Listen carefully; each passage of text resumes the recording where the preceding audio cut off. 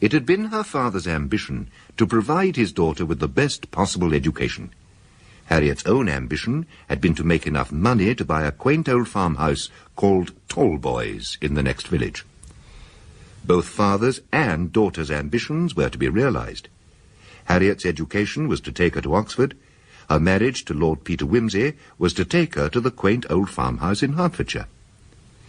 Originally, it was destined to be the couple's weekend cottage. Only at the very last moment had they taken the eccentric decision to make it their honeymoon home as well. Immediate possession had been agreed, and the previous owner, a man called Noakes, had promised to lend his furniture to the happy couple until such time as they had furnished the house according to their own mysterious tastes. He had also promised to wait for their arrival and hand over the keys.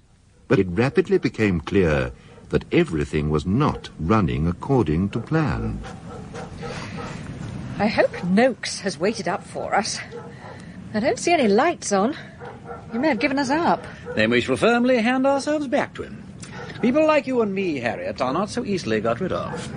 I told him any time after 8 o'clock. I knew it in my bones, my lord. I should have come on ahead to supervise the arrangements. Oh, this is all my fault. Nonsense. Try the back, Bunter. If you can't find anybody there, make for the place where the dog is. Very good, my lord. That'll keep Bunter busy for a bit. Do you realize, woman, that I've done it? That I've got you, and that you can't get rid of me now, short of death or divorce? Forget Bunter. I don't care a rap whether he goes for the dog or the dog goes for him. Poor Bunter. Poor devil. No wedding bells for Bunter, what? Ain't fair, is it? All the kicks for him, and all the kisses for me. Somebody must come sometime, Peter, because if not... If not? Last night you slept in a goose-feather bed, but the goose-feather bed and the new wedded lord are inseparable only in ballads. Would you rather wed with the feathers or bed with the goose? I mean the gander. Or would you make shift with the lord in the cold open field? Well, you wouldn't be stranded in a cold open field if I hadn't been so idiotic in suggesting we come here. No. And if I hadn't refused Helen's 10 villas on the Riviera. Hooray! Somebody's throttled the hound. Oh, that's a step in the right direction. But why didn't you Cheer up. know, The Mrs. night is Ruddle? yet young. We may even find a goose-feather bed in the village pub. Listen, it sounds to me as though Bunter has picked up a girlfriend. Ladies, neither. Now then, who are you and what do you want? Film actors by the look of you, judging by his eyeglass and the lady's furs, and no better than you should be, I'll be bound. We're very sorry to have disturbed you, Mrs. Ruddle is my name, Ruddle. Mrs. Ruddle, and a respectable married woman with a grown son of her own. Now then, Mr. Noakes is over at Broxford, and you can't get nothing out of me, for it ain't no business of mine except that I obliges him in the cleaning way. Ruddle.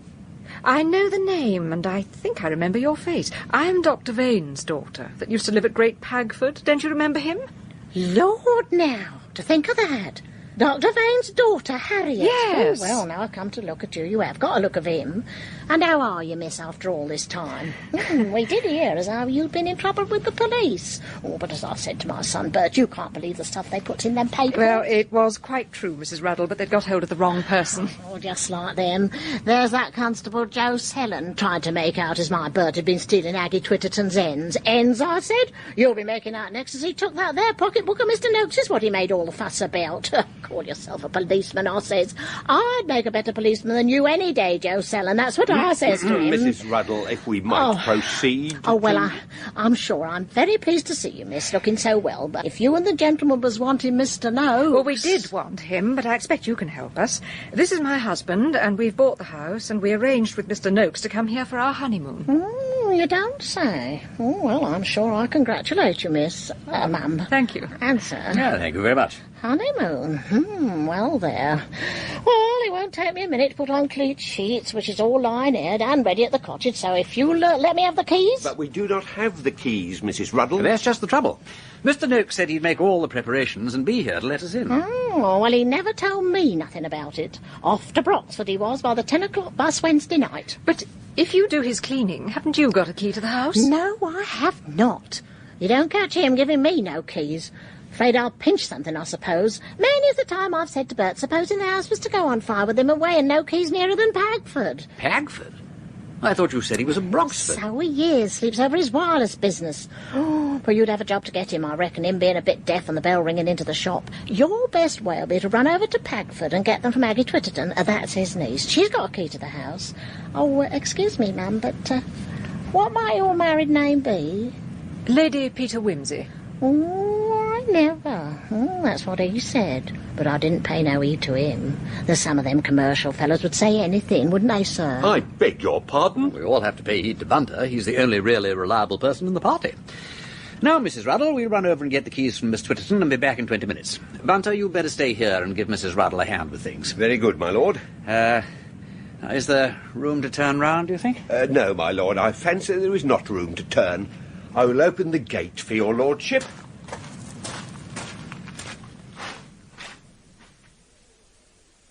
It really is a great shame to knock you up at this time of night, Miss Twitterton. It's only 10:15, and nothing, of course, to you. But you know we keep early hours in the country. I have to be up at 5 to feed my hens, so I'm rather an early bird myself. Except on choir practice nights, of course. We're dreadfully sorry to disturb you. If you could just let us have the keys. The keys, yes, of course. Oh, so dreadful for you not being able to get in. What Uncle William can have been thinking of, I don't know. He never goes away as a rule without telling me. And as for selling the house without letting me know, well, I don't know what to think. And on your honeymoon, too. Oh, you will take a little bit of cake and a glass of homemade wine? Oh, really, we mustn't trouble you. I'm sure you'll feel better for a little refreshment. My parsnip wine is really extra good this year. Oh, that's very good of you. May I pour out a glass for yourself, Miss Twitterton? Well, it's rather late at night, but I really ought to drink to your wedded happiness, oughtn't I? Splendid. Not too much, Lord Peter, please. The dear vicar says my parsnip wine is not nearly so innocent as it looks. The keys. Now, let me see. Yes, here they are. The big one is the back door, but you'll find that bolted. Mm-hmm. The little one is the front door. Oh, perhaps, after all, I ought to come over and show you. No, not a bit of it, Mr. Twitterton. Thank you ever so much. Good night, and many apologies. Oh, I must apologise for Uncle. I really cannot understand him treating you in this cavalier way. I do hope you'll find everything all right. Mrs. Ruddle is not very intelligent. Still, I'm sure you'll manage. Oh, I'm sure we shall. And thank you for the parsnip wine. Yes, it was unforgettable. Goodbye. And this, I presume, is the sitting room. Yes. I'm not entirely convinced by the crimson armchairs, but the electric blue plush Chesterfield is most fetching. Where's Mrs. Ruddle? Gone to clear out the kitchen. Ah. Mr. Noakes thoughtfully left his dirty supper dishes behind when he rushed off to Broxford. Oh, Peter, I do wish you could have seen the place before Noakes filled it up with wax fruit and bamboo whatnots and aspidistras. Never blaspheme the aspidistra. It's very unlucky. Oh, my God. Look at that bristling horror suspended over the wireless set. Some people would pay pounds for a fine cactus like that. And they must have very little imagination. It's not a plant, it's a morbid growth. Oh. Something lingering happening to your kidneys. How long did we hire this grisly furniture for? A month, but we might get rid of it sooner. It's a damn shame spoiling this noble old house with this muck. I've taken the luggage upstairs, my lord. Oh, thank you, Bunter. I'm afraid this is making rather a lot of work for you. It's damn chilly in this house. Any chance of getting a fire going, Bunter? Most of the chimneys appear to be blocked, my lord. Chimneys? Chimneys? Oh, they ain't been swept in my memory, and I've lived in that cottage alongside of here 11 years come next Christmas quarter day. Then it is time that they were, Mrs. Ruddle. Send for the suite tomorrow, Bunter. Very good, my lord. Oh, I ain't sure there's a mite of coal in the place. I mean, Mr. Noakes, he hadn't no fires this long time. Said these great chimneys ate up too much of the heat. Oil stoves, that's what Mr. Noakes had. Very well, Bunter. Heat up some of the turtle soup in an oil stove, and give us the foie gras, the quails in aspic, and a bottle of hock in the kitchen. Certainly, my lord. Then get yourself some grub. We'll do our own waiting. Very well, my lord. Thank you. And now we want a wash. Did I see a kettle in the kitchen, Mrs. Ruddle? Yes, my lady, a beautiful kettle as hot as hot. Now, I'll run and change these sheets and run a duster over the bedroom and see if I can find a few candles for around the place. Oh, is there no electricity, Mrs. Ruddle? I thought it was switched off. Oh, dear me, no. Mr. Noakes don't hold to the electric. Candles, that's what he always uses. It's more economical, I suppose.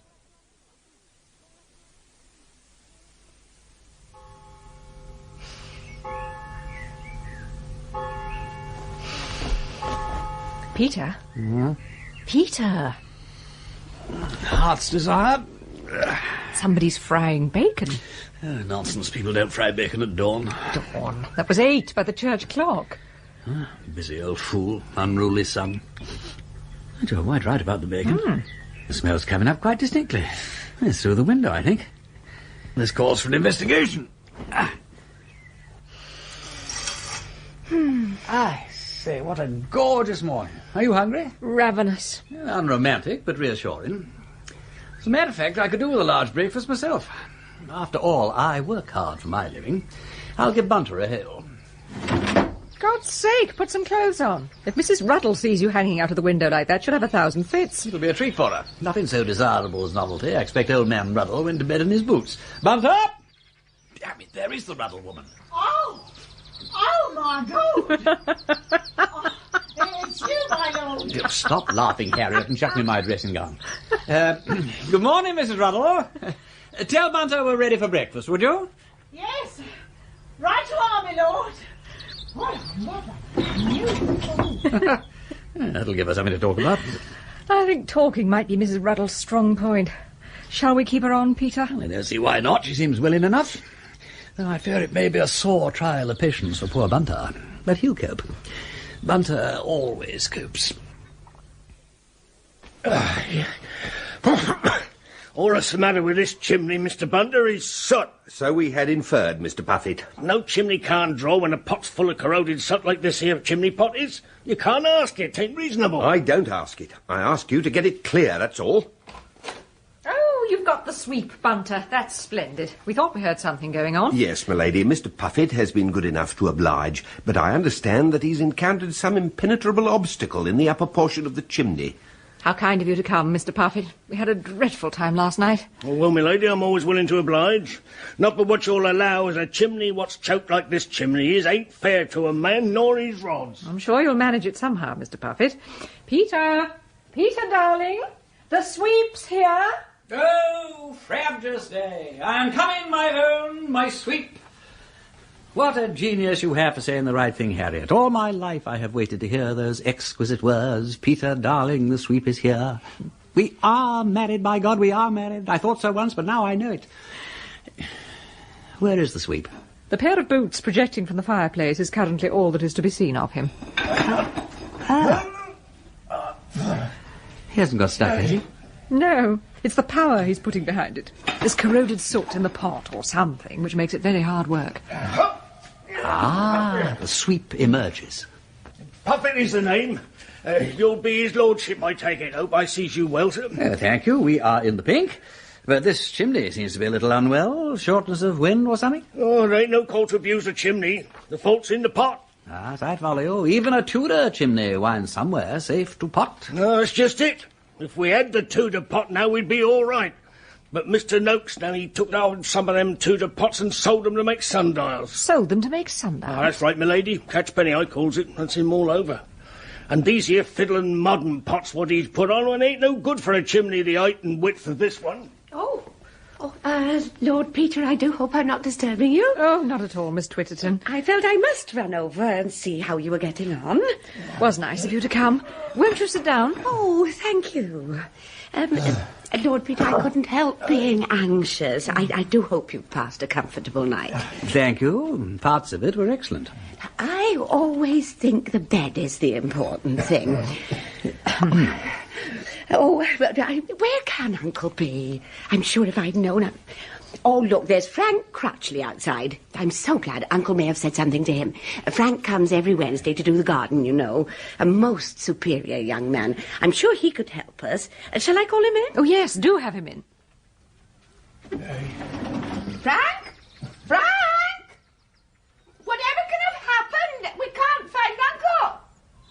Was he here when you came last Wednesday? Yes. He was here then, all right. You better come in, Crutchley. Right, sir.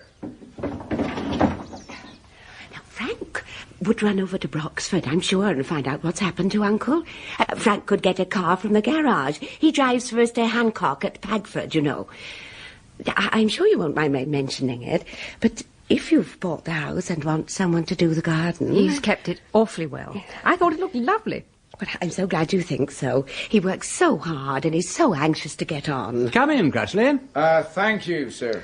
Yeah, this comes a little unexpected, what? Well, yes, sir. I see there's trouble with the chimney, too. It ain't the chimney. I told you that afore. I can't make it out, Frank. Nobody here last night to let anybody in, and Mrs. Ruddle knew nothing, and... Yeah, well, let's start from the right end, shall we? Mr. Noakes was here last Wednesday and went off the same night to catch the 10 o'clock bus to Broxford. That was nothing unusual, I gather, but he expected to be back to deal with the matter of our arrival, and you, in fact, expected to find him here today. That's right, sir. Is he usually here when you come on Wednesdays? Well, that depends, sir. Not always. Frank, it's Lord Peter Wimsey. You ought to say my lord. No, never mind that now. Some days he's here, some not. If he ain't, I gets the key from Miss Twitterton to come in and wind the clock and see to the pot plants. I did reckon to see him this morning because I had particular business with him. Did he actually tell you he'd be here? Yes, my lord. Leastways, he said as he'd let me have back some money I'd put into that business of his. Promised it back today. Oh, Frank, you've been worrying Uncle again. I told you you're just being silly about your money. I know it's quite safe with Uncle. He said he'd let you have it back this morning. May I ask whether it was any considerable sum? Matter of £40, as he got me to put into his wireless business. You see, Lord Peter, Frank's been saving up a long time to start his own garage. So wanting the money for the garage, I said, I'll see my money Wednesday, I said, or I'll have the law on you. That's what I said. I went out sharp. I ain't seen him since. I see. Well, we'll run over to Broxford presently and hunt the gentleman up. In the meantime, we shall want the garden kept in order, so perhaps you'd better carry on as usual. Ah, very good, my lord. Shall I come Wednesday, same as before? 5 shillings Mr. Noakes gives me by the day. I'll give you the same. Oh, look, Reverend Goodacre's at the gate. Perhaps he may know something. Ah, this is magnificent. I collect vicars. And this is a very well-grown specimen, 6'4" or thereabouts. Short-sighted, smokes a pipe. Oxford, I fancy. About 1890 vintage. And so you have bought the house, Lord Peter. Dear me, Miss Twitterton, I hope your uncle is not deserting us. But you don't understand, Mr. Goodacre. It's too dreadful. Uncle never let me know, not a word. He's gone off to Broxford or somewhere and left the house like this. Everything's at 6s and 7s. Mr. Puffett can't get the chimney unlocked. It's corroded that hard. Good day to you, Vicar. It's corroded that hard. You can't get the rods through. Mind your back, What Vicar. a terrible muddle. Oh, I know, Frank, do be careful where you're going with those step ladders. I's got to wind the clock and water the plants and the hanging baskets. It can't be done without step ladders. So don't you start complaining, Aggie Twitterton. This is most trying, most trying. I'm so sorry. If there is anything my wife and I can do, Lady Peter, I do hope you will not hesitate to make use of us. It's awfully good of you, Mr. Goodacre, but really, we're quite all right. Soot. Corroded soot. Due to neglect, of course. Soot? Why, Tom, you do seem to be having a little trouble with Mr. Noakes's, well, I should say Lord Peter's chimney. What's the matter with it? Something catastrophic, I gather. Oh, it's nothing like that. Just soot and neglect. Oh, that's bad. As a friend of mine had sad trouble with corroded soot. But I was able to assist him with an old-fashioned remedy. I wonder now, does Mrs. Ruddle's son, Bert, still have that old shotgun? The one he uses for scaring the birds? Because if so, I believe I can be of some assistance to you, Mr. Puffett. I say, a splendid museum piece, Padre. Waterloo year, I fancy. Oh, there's nothing like one of these old duck guns discharged up the chimney for clearing corroded soot. I don't hold with that, Vicar. It ain't a remedy as I should care to apply. If the rods don't do it, then it's ladders you want, not high explosive. High explosive? Oh, Mr. Goodacre, are you sure it's quite safe? I'm always very nervous about guns in the house. I don't hold with it, Vicar. I don't hold with it. Oh, don't desert us, Mr. Puffett. One can't hurt Mr. Goodacre's feelings. Have a heart, Puffett. Well, anything to oblige. Don't say I didn't warn you, my lord. Stand well back, everyone. Oh, my goodness. Frank, hadn't you better go and help Mr. Goodacre? No, thank you very much. It won't bring the chimney down, will it? Oh, trust me, there'll be no ill effect. It's simply a question of getting the correct angle, but ensuring that the sheets afford as much protection as possible to the room. You're a better man than I am, Gungadin. Oh, Frank, I know I shall scream at the noise. Now, are we all ready? And...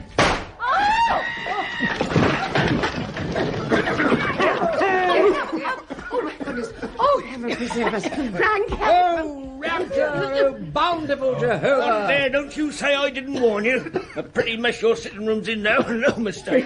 Where's the vicar? Oh, dear, oh, dear. Oh, I'm sure the vicar's been killed. Now, calm down, Anne. Are you all right, Mr. Goodacre? Yes. No need to fuss. I'm all right. Oh, good. Oh, trifle dirty, perhaps, but no bones broken. I trust the ladies were not unduly alarmed by the explosion. No. It appears to have been effective. Remarkably so. Surprising the things you find in old chimneys. No dead bodies, I trust. Only ornithological specimens, I fancy.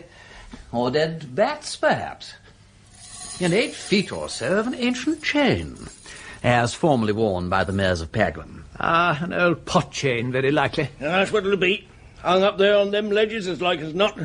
It belongs to one of the roasting jacks they used to use in the old days. I will say, as you can see the sky if you looks for it, which is more than you could this morning. Excuse me, my lord. There is an individual at the door inquiring for Mr. Noakes. I've informed him that he's not here, but he refuses to take my word for it. What sort of an individual, Bunter? A financial individual, my lord, to judge by his appearance. Name of Moses? The name of McBride, my lord. A distinction without a difference. Well, Bunter, I suppose I should see this financial Scotsman. Show him in. Nothing delights me more than minding other people's business. Very good, my lord. Judging by his accent, my lord, I would venture to think that the individual in question comes from Whitechapel rather than Scotland. If you would go through, sir. Ah, Mr. McBride. You didn't send in your card, I fancy. Well, you see, my business is with Mr. Noakes, personal and confidential. Well, I'm afraid you've had your journey for nothing. Mr. Noakes ain't here. I only wish he was. But you'll probably find him over at Broxford. Oh, no, that won't work. Not a bit of it. I've been over to Broxford and they said I should find him here. Did they, indeed? That's right, Crutchley. Sweep up the mess and get the papers here, would you? There's a good chap. Yes, sir. Said he was here, did they? Then they were mistaken. He is not here, and we don't know where he is. I'm sorry about this, dust. Yes, we've had a slight domestic accident with some soot. Oh, where can he be if he's not over at Broxford? It's most worrying. Well, now, this is Mr. Noakes' niece, Miss Twitterton. Perhaps you can state your business to her. Sorry, nothing doing. It's no good trying to put me off because I know all the dodges. Young man, you'd better keep a civil tongue in your head. You do not suppose that his lordship would tell you an untruth. That's what you think, Vicar. There's nobody like the British aristocracy to tell you a good stiff lie without batting an eyelid. His lordship's face would be a fortune to him in a witness box. Where it is not unknown. So you see, that cock won't fight. Mr. McBride, who do you represent? MacDonald and Abrahams, Bedford Row. Ah, yes, that clannish old North British firm. Solicitors, I thought so. Well, you see, Mr. McBride, you won't find Mr. Noakes in my house. Your house? My house. I have just purchased this house from Mr. Noakes. Bought the house, eh? Paid for it. Oh, really? Well, naturally, I have paid for it. Skipped by thunder. Skipped? What do you mean by that? Skipped? It's easy of you to say skipped. What about my £40? Ah, you're another of them, are you? £40, eh? See this? That's a writ, that is. Little matter of £900. It's been running 5 years. My clients can't wait forever, you know. 900? £900? Capital and interest. Oh, it's my uncle's business. There must be some mistake. Your uncle's business, miss, hasn't got a leg to stand on. Your uncle's broke. That's what he is. Broke. Giving me the slip, the swindling old devil. Now, steady, Crutchley. Think of Miss Twitterton. Excuse me, my lord. I'm afraid we have found Mr. Noakes. Afraid you found him? For God's sake, Bunter, don't say you found... Yes, sir. In the cellar. He's dead. Uncle's dead. Oh, no, they can't mean that. Oh, no, impossible. I am very much afraid so, sir. What's happened? I knew it. I knew something terrible had happened. Uncle's dead and all the money's gone. Here, let's have a look. Down in the cellar, you say? Wait a minute. Better not touch anything. Perhaps we may be able to assist him. Dead some days from the looks of him. Has he got the money on him? Oh, but how did it happen, dear man? Did he fall down the stairs in a fit? Cut his throat, more likely. It isn't suicide. Oh, dear. Oh, my God. Oh, Mrs. Rattle, what on earth's the matter? Lying there in the cellar, his head all bashed in, something shocking. Oh, no. Bunter, are you trying to tell us that this is murder? I couldn't say, my lord. But it looks most unpleasantly.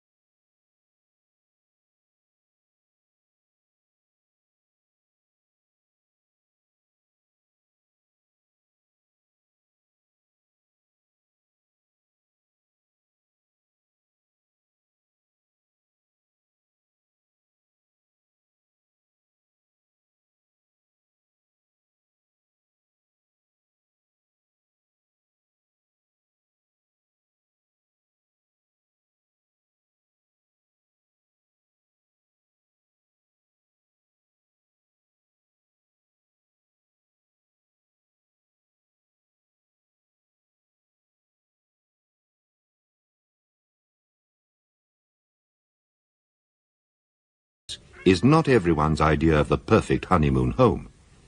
Yet while Lord Peter Wimsey and his bride might justly be rebuked for leaving the purchase of the house until the very last moment, it was scarcely their fault that Mr. Noakes, the previous owner, should be found dead in the cellar on their first full day of wedded bliss. The discovery of a body in a cellar is liable to cause some degree of consternation, and this particular body was no exception to the rule. Yet, while the dead man's niece, Miss Twitterton, seemed genuinely overcome at the news of his death, others who knew him seemed more surprised than grief-stricken. The Reverend Simon Goodacre viewed the idea of murder with a sense of shock appropriate to his profession. Frank Crutchley, the gardener, seemed chiefly concerned with the sum of money owed to him by the deceased. Mr. Puffet, the sweep, missed no opportunity of offering up a few moral homilies on the sad event. And Mrs. Ruddle, cook, cleaner and housekeeper to Mr. Noakes, certainly saw in it the opportunity of revelling in a brand of malicious gossip at which she was particularly adept. The loss was perhaps most keenly felt by one Mr. McBride, a forceful young solicitor representing some of Mr. Noakes's many creditors. But for Lord Peter and his wife, the intrusion of a dead body into their life together was to prove a test of their marriage bond before it was even 24 hours old. Oh, Peter, I thought you were still downstairs. What's happening? Young Sellen's telephone from the post office, and the super's coming over from Broxford with the police surgeon. So I came up to put on a collar and tie. How completely silly and charming. Someone has died in our house, so we put on a collar and tie. What kind of a tie will it be? Black, dull purple, or an unobtrusive spot? A regimental, I think. Of course, purely non-committal. And I thought we came here for a quiet honeymoon. Yes, damnable, ain't it? Back to the old grind. Rigor mortis, and who saw him last? Blood prints, fingerprints, footprints, information received, and it is my duty to warn you. Oh, Kelsey. Mon Dieu, Kelsey. Harriet, this business ain't worrying you too much, is it? No. Well, one thing is nothing to do with us. That is, he wasn't killed for the money we paid for the house. He had it all in his pockets, in notes. Good heavens. Well, there's not much doubt that he meant to make a bolt for it when somebody intervened. I can't say that I feel any strong personal regret, do you? Far from it. Only... It is worrying you. Blast. Not really. Only when I think about him lying down there in the cellar all the time. I know it's perfectly idiotic of me, but I can't help wishing we hadn't slept in his bed. Yes, I was afraid you might feel like that. And yet you know that bed must be pretty nearly as old as the house. It could tell a good many tales of births and deaths and bridal nights. One can't escape from these things. Except by living in a brand new villa and buying one's furniture in the Tottenham Court Road. I know that. You're absolutely right. I won't think about it that way anymore. We shall have to stick around till after the inquest, I'm afraid, but we could easily get put up somewhere else. There's probably a decent inn at Pagford or Broxford. No, I don't care about that. I think I'd rather stay here. Are you sure? Yes. It's our house, and I'm not going to let you think there's any difference between your feelings and mine. My dear, I'm not proposing to make staying here a test of your affections. Not love, quoth he, but vanity sets love a task like that. Don't say another word about it. We're going to stay here and exorcise the ghosts. I'd rather. Well, Superintendent, all ready for the third degree? Oh, it ain't likely to come to that, my lord. You and your lady had something better to do last week than committing murders, I'll be bound. That's right, Joe. Come along in. Let's see what you can do with a bit of shorthand. I'll do my best, sir. I'm sending my sergeant over to Broxford to pick up what he can there, so Constable Sallon can give me a bit of a hand with statements. I'd like to use the sitting room here, my lady, if it's not inconvenient. Not at all. I fancy you'll find this chair about up to your weight, Superintendent. And it's nice and imposing. That's old Noakes's chair, that was. So Galahad will sit down in Merlin's seat, Alfred Lord Tennyson. Oh, got it in one. I say, you're a bit of a student, aren't you, Superintendent? I like to do a bit of reading in my off-duty. It mellows the mind. I often think as the routine of police duty may tend to narrow a man and make him a bit hard, if you take my meaning. And when I find that happening, I say to myself, what you need, Sam Kirk, is contact with a great mind or so after supper. Well, I suppose we'll have to get down to business. About this money we found on the body. What did you say you paid him for the house? $650 altogether. 50 at the beginning of the negotiations and 600 a quarter day. Well, that accounts for the 600 he had in his pocket. He could just about have cashed it the day he was put away. Noakes must have had the money in his pocket when he told Frank Crutchley he'd no money to pay him his £40. Crutchley, he did a bit of gardening for Mr. Noakes, didn't he? That's right, sir. Wednesdays he used to come. He says he lent old Noakes £40 and never got it back. I don't believe that, my lady. He was a proper old dodger, was Mr. Noakes, a regular, artful dodger. Charles Dickens. That's right. There's an author who knew a bit about crooks, didn't he? Is the doctor quite certain that there's no chance of it being a suicide? Not a chance of it, but we'll come to that later. About the doors now, you're sure they were both locked when you arrived? Yeah, absolutely. The front door we opened ourselves with the latch key, and the back, well, let me see. Bunter opened that, I think. Yes, well, we better have Bunter in here. He'll know. Bunter never forgets anything. Now, Bunter, Superintendent Kirk wants to know, was the back door locked when we arrived last night? Locked and bolted, my lord, top and bottom. Did you notice anything funny about the place? Apart from the absence of those conveniences that we were led to expect, such as lamps and coal and food, and the key of the house, and the beds made up and the chimneys swept, and allowing further for the soiled crockery in the kitchen and the presence of Mr. Noakes's personal impedimenta in the bedroom, no, my lord. The house presented no anomalies or incongruities of any kind that I was able to observe, except, Yes? I attached no significance to it at the time, but there were 2 candlesticks in this room upon the sideboard. Both candles were burnt down to the socket, burnt out. So they were. I remember seeing you clean out the wax with a penknife. Night's candles are burnt out, what? Eh? Night's candles. Romeo and Juliet. Burnt out, yes. It must have been a light when he was killed, and after dark, that means. He died by candlelight. Sounds like a title of a highbrow thriller. One of yours, Harriet. I hardly think so. October 2nd. Sun will be setting about 5:30. No, summertime. Say 6:30. I don't know as that gets as much further. You didn't see nothing lying about as might have been used for a weapon? No mallet or bludgeon, eh? There was nothing of that description. Nothing beyond the customary household utensils in their appropriate situations. Have we any idea what kind of a jolly old blunt instrument we're looking for? How big? What shape? Pretty heavy, my lord, that's all I can say, with a smooth blunt head, meaning the skull was cracked like an eggshell, but the skin hardly broken, so there's no blood to help us. And the worst of it is, we don't know where it all happened. You see, the doctor says... here, Joe, where's the letter he wrote out for me to send to the coroner? Read it out to his lordship. Maybe he'll be able to make it out, seeing as he's had a bit of experience and more education than you or me. Right. Here it is. If I'm no longer required here, my lord, there is still a considerable amount of work. Yes, of course, Bunter, of course. Thank you. Thank you, my lord. Dear sir, it is my duty to notify... Not there, Joe. Where it begins about deceased. I may state as a result of superficial examination. Is that it, sir? That's it. That deceased appears to have been struck with a heavy blunt instrument of some considerable superficies. Meaning, he said by that, as it wasn't a little fiddling thing like the beak of a hammer. On the posterior part of the... Can't rightly make this out, sir. Looks to me like onion. That makes sense, all right, only it doesn't sound like doctor's language. It couldn't be onion, Joe. Cranium, perhaps. The back of the skull. That'll be it. Yes, sir. A little above and behind the left ear, the apparent direction of the blow being from behind downwards. An extensive... hello. On the left from behind downwards. That looks like another of our old friends. The left-handed criminal. Surprising how often you get 'em in detective fiction. Might be a backhanded blow. Oh, not likely. Who goes about swatting people backhanded? Unless the local tennis champion wanted to show off, or a navvy mistook old Noakes for a pile that needed driving.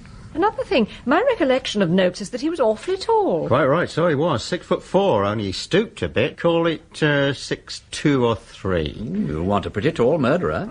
Wouldn't a long-handled weapon do, like a croquet mallet or a golf club? Yeah, or a cricket bat. Or a spade, the flat side. Or a gunstock, possibly even a poker. Oh, it'd have to be a long, heavy one with a thick knob. Or a lead cot if it was long enough. Not a sandbag, they bend. A lump of lead in an old stocking would be handy. Yes, but look here, Peter, anything would do, even a rolling pin, always supposing... Yeah, I have thought of that, I've thought of that. He might have been sitting down. So, it might have been a stone or a paperweight, like that one on the windowsill there. True. You're quick, you two. Not much you miss, is there? And the lady's as smart as the gentleman. Well, it's her job. She writes detective stories. Oh, does she now? I can't say reads a lot of them, though Mrs. Kirk, she likes a good Edgar Wallace now and again. Here, Joe, hand me that there paperweight, would you?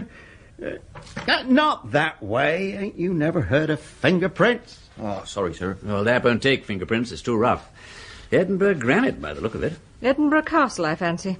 It shows no sign of skin or hair or anything. Look, to go back to the doctor's report, I take it Noakes can't have bashed the back of his own head falling down the steps. He was an oldish man, wasn't he? 65, my lord. Sound as a bell, though, eh, Joe? That's a fact, sir. Boasted of it, he did. Ain't never safe to boast. Still, he wasn't killed falling down the stairs because there's a bruise on his forehead where he went down and hit the bottom step. Then he was alive when he fell. Yes, that's what I was leading up to. I'm sorry. But there again, that don't prove nothing because seemingly he didn't die straight off. What it comes to is this.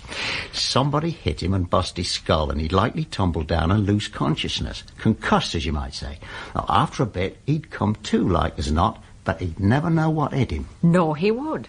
There'd be complete forgetfulness of everything immediately preceding the blow, and he might even pick himself up and feel all right for some time. Except for a sore head, but generally speaking, that's correct according to the doctor. He might well walk about and do quite a bit for himself. Such as locking the door behind the murderer? Exactly, that's the trouble. And then he'd get giddy or drowsy, wouldn't he? He'd wander off to get a drink or call for help and pitch down the cellar steps and die there. The cellar door was standing open when we arrived. How long did he live after he was hit?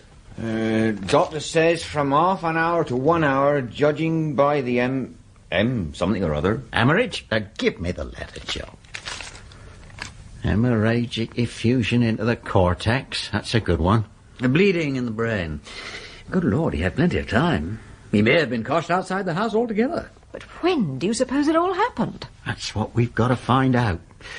Sometime last Wednesday night, putting what the doctor says with the rest of the evidence, after dark, if them candles are anything to go by. And that means, we'd better have this chap Crutchley in. Well, look, shall my wife and I make ourselves scarce while you... That's as you like, my lord. I'd be glad enough if you'd stay. You might give me a bit of help, seeing as you know the ropes, so to speak. All right, I'll do my best. No objection to smoking in court, I take it? Oh, where the devil did I put the matches? Here you are, my lord. Allow me. Thank you. Hello. You're left-handed, Constable. For some things, my lord. Not for writing. Only for striking matches and handling Edinburgh rock. Left-handed? Why, so you are, Joe. I hope you ain't this tall left-handed murderer what we're looking out for.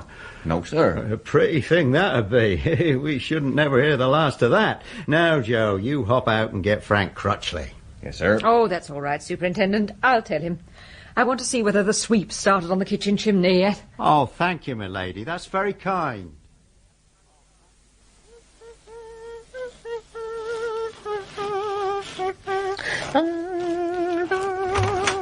Ah, Mrs. Riddle. Oh, Lord, my lady.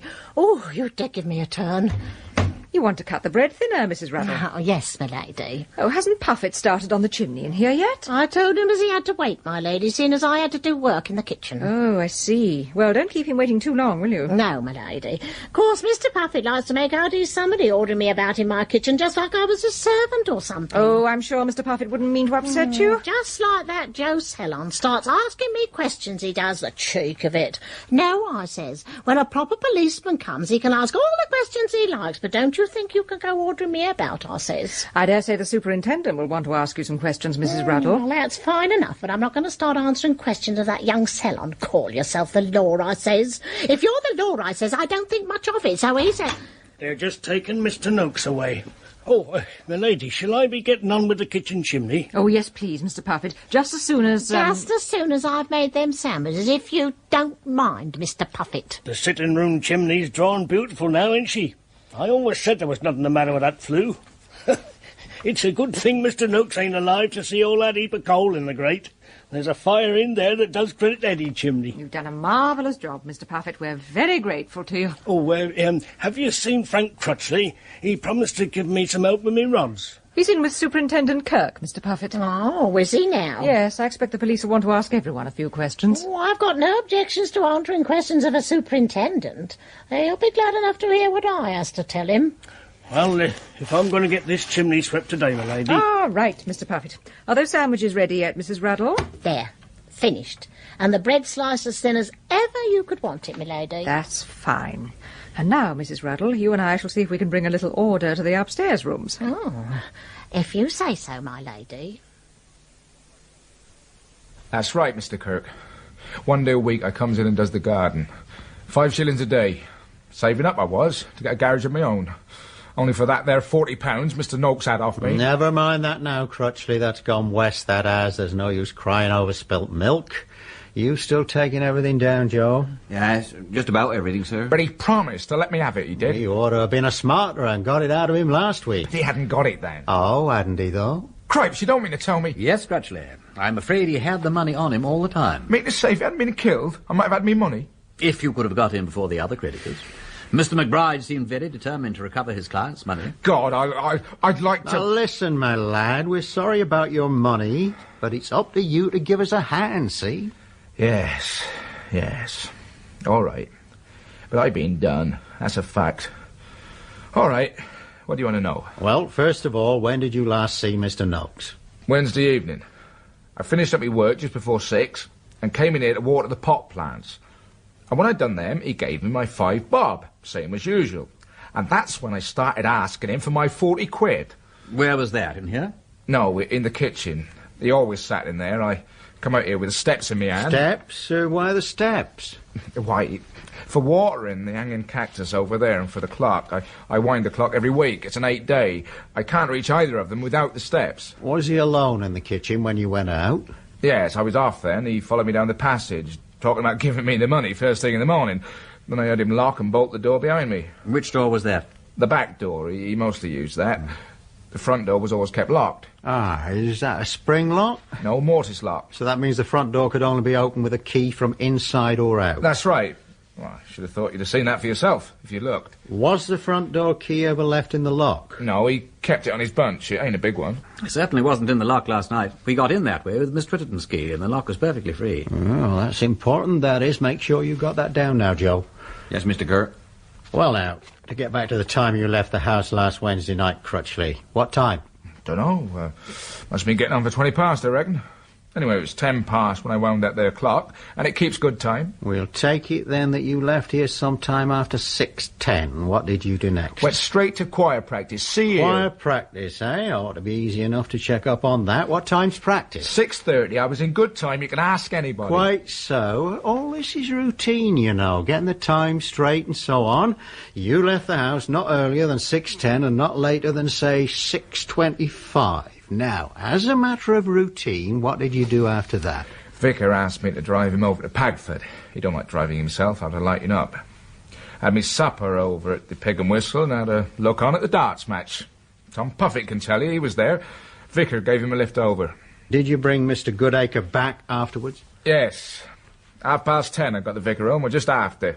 Then I went back to Pagford on my bike. I got in just on 11 and went to bed. Where did he sleep? Hancock's garage? That's right. Along with their other chap, Williams, he'll tell you. Oh, it seems straight enough. We'll be having a word with Tom Puffett, of course, to verify the details. You can ask who you likes. I've told you the truth. So, you left this house at, let's say, 6:20 and didn't come back that night. You left Noakes alone in the house with the back door locked and bolted and the front locked, so far as you know. How about the windows? Shut and locked them all before I went. Burglar-proof catches, you can see they have. And Mr. Noakes didn't set much store by fresh air. He seems to have been a careful bird. By the way, Superintendent, did you find the front door key on the body? Yes, here's his bunch. I'd just like to compare his keys with the one given to us by Miss Twitterton. Oh, here's the one. Let's see. No, nothing there, so far as I can see. Did you come back here any time during the week, Crutchley? No, Wednesday's my day. You see, I got time off from Mr. Hancock's garage on Wednesdays, and Sundays, of course, but I wasn't here Sunday. I went to London to see a young lady. Are you a London man? No, my lord, but I worked there once. I've got friends there. Now, Crutchley, you can't give us any further information, can't think of anybody who might have come to see Mr. Noakes that night, anybody who might have had a grudge against him. Well, I might think of plenty of them, but nobody that you might call special. By the way, Crutchley, do you know anything about a note case Mr. Noakes lost some time ago? Huh? Well, how do you know about that, my lord? That were 2 years ago. No, I wasn't born with second sight, Superintendent. Mrs. Ruddle was eloquent on the subject. What can you tell us about that? Well, I know he made a hell of a fuss about it, that's all. £10 you had in it, or so he said. If it hadn't lost £40 like that'll me... do. Have we any information about that, Joe? No, sir. Except it wasn't found. We made out he must have dropped it out of his pocket in the road. All right, Crutchley. That'll do for the moment. Stay about in case you want it. It's my day here. I'll be working in the garden if you want me. Well, it'll be easy enough to check up on his story. We'll have a word with Tom Puffett, Joe. And with that chap Williams at Pagford. Yes, sir. But it's my hunch that Crutchley's telling us the truth. There ain't no point in him doing nothing else, is there? He knows we'll check up on his alibi. There's Puffett, of course, but I find it difficult to think that... Puffett? Puffett's his own best alibi. You've only got to look at him. The man of upright soul and humour placid needs no blunt instrument nor prussic acid. Horace. Wimsey's translation. Then Puffett's word will be enough to let Crutchley out. Not but what Crutchley might have done it later on. Doctor only says dead about a week. Suppose Crutchley did it next day. Unless he got back here late somehow and did it, say, after 11. He might. Only remember Noakes hadn't gone to bed. How about earlier, say 6 o'clock before he left? Don't fit in with the candles. I was forgetting about them.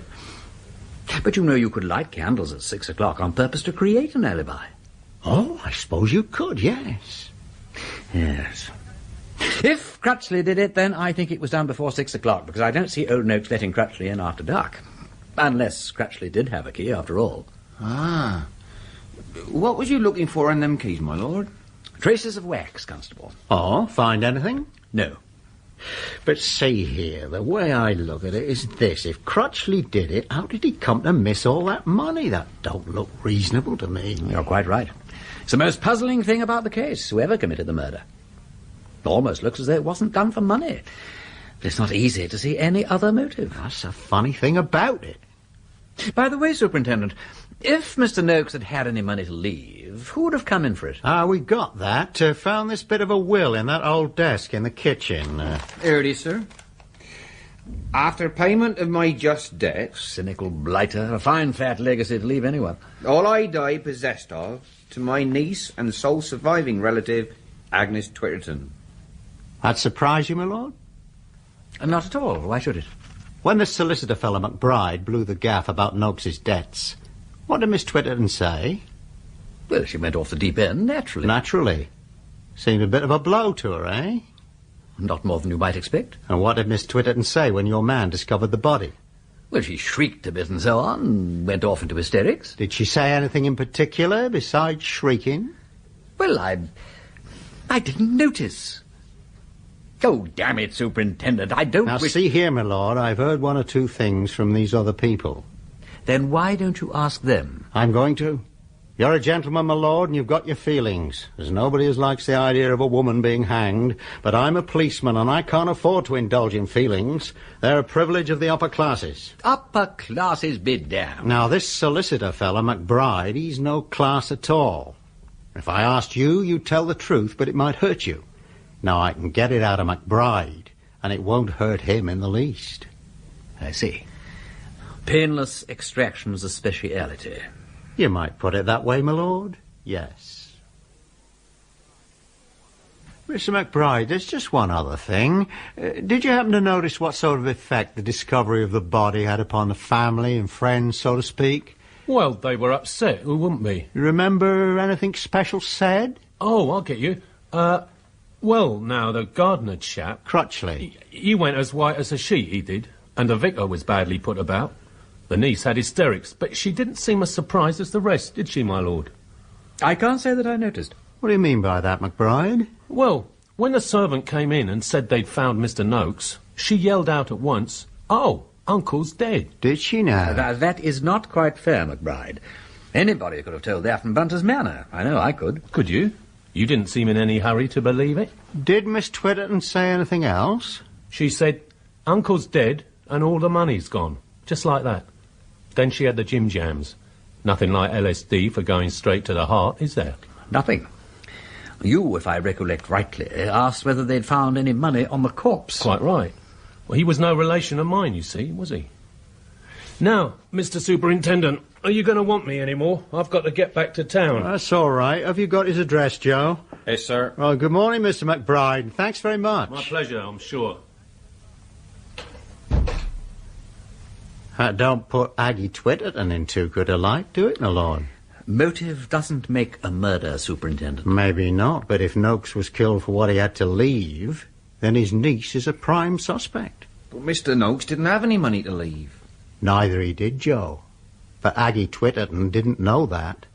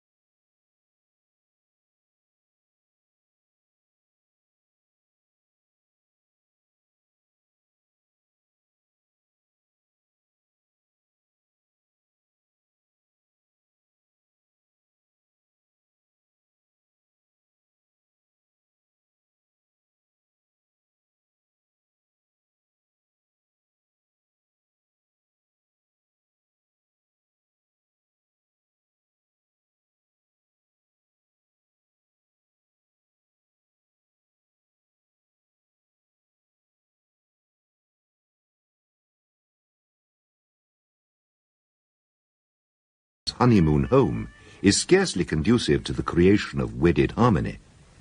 Yet there is little doubt that both Lord Peter Wimsey and his bride felt a certain fascination in speculating about how the murder was committed. The doctor's evidence suggested the classic blunt instrument, much favoured by detective novelists. But there was no blunt instrument in the house which conformed with the medical facts of the case. One thing alone was clear. The murderer was left-handed. That Joe Sellen, the local police constable, was also left-handed seemed not unduly to trouble Superintendent Kirk. He preferred to ponder the information that Aggie Twitterton, the dead man's niece, had stood to benefit under the terms of the will. Miss Twitterton, however, was not the only one with reason to murder the unlamented Mr. Noakes. Frank Crutchley, the gardener, had been cheated out of his savings by Noakes, while the housekeeper, Mrs. Ruddle, harboured resentments against so many people that Noakes could hardly have been an exception. The local sweep, too, an agreeable if garrulous character named Puffet, had been heard to speak bitterly of the dead man's meanness. Even the Reverend Simon Goodacre could not automatically be thought of as beyond all suspicion. Well, don't just stand there, lad. Give the Reverend a seat. Yes, sir. Sorry, sir. Thank you, Superintendent. Most kind of you. Make those notes of yours good and neat now, Joe Sellen. Yes, sir. I've been in touch with the undertaker, Superintendent. I'm not acquainted with the official procedure in such cases, but no doubt a coffin will have to be provided. Oh, certainly. Ah, yes, thank you. I have referred them to you because I imagine the body is no longer in the house. It's over at the Crown. The inquest will have to be held there. Ah, yes, oh dear, the inquest, yes. Thank you. Frank Crutchley spoke to me as I came up the path. Oh, what did he say? Well, I think he thinks he might be suspected. What makes him think that? Oh, dear me, I fear I'm putting my foot in it. He didn't say he did think it. I only thought he might think it from what he said. But I assure you, Superintendent, that I can confirm his alibi in every particular. He was at choir practice from 6:30 to 7:30, and then he took me over to Pagford for the whist drive and brought me back here at 10:30. So you see... Well, that's all right, Mr. Goodacre. I've already checked that part of his alibi with Tom Puffett. If an alibi's wanted for them times, Crutchley and Puffett and you are all out of it. I'm out of it? Oh, bless my soul, Superintendent. That's only my joke, sir. You needn't note that bit down, Joe. Oh, yes, right, sir. Well, now, is there anything I can do to help? Thank you very much, sir. I don't know as there is. You spent Wednesday night at home, I take it, after 10:30? Why, of course. My wife and my servant can substantiate my statement, but you scarcely suppose... We ain't got to supposing things yet, so that comes later. This is all routine.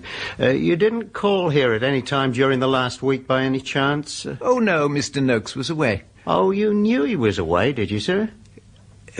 No. At least I supposed so. Well, that is to say, yes, I called here on Thursday morning, but I got no answer, so I supposed that he was away, as he sometimes was.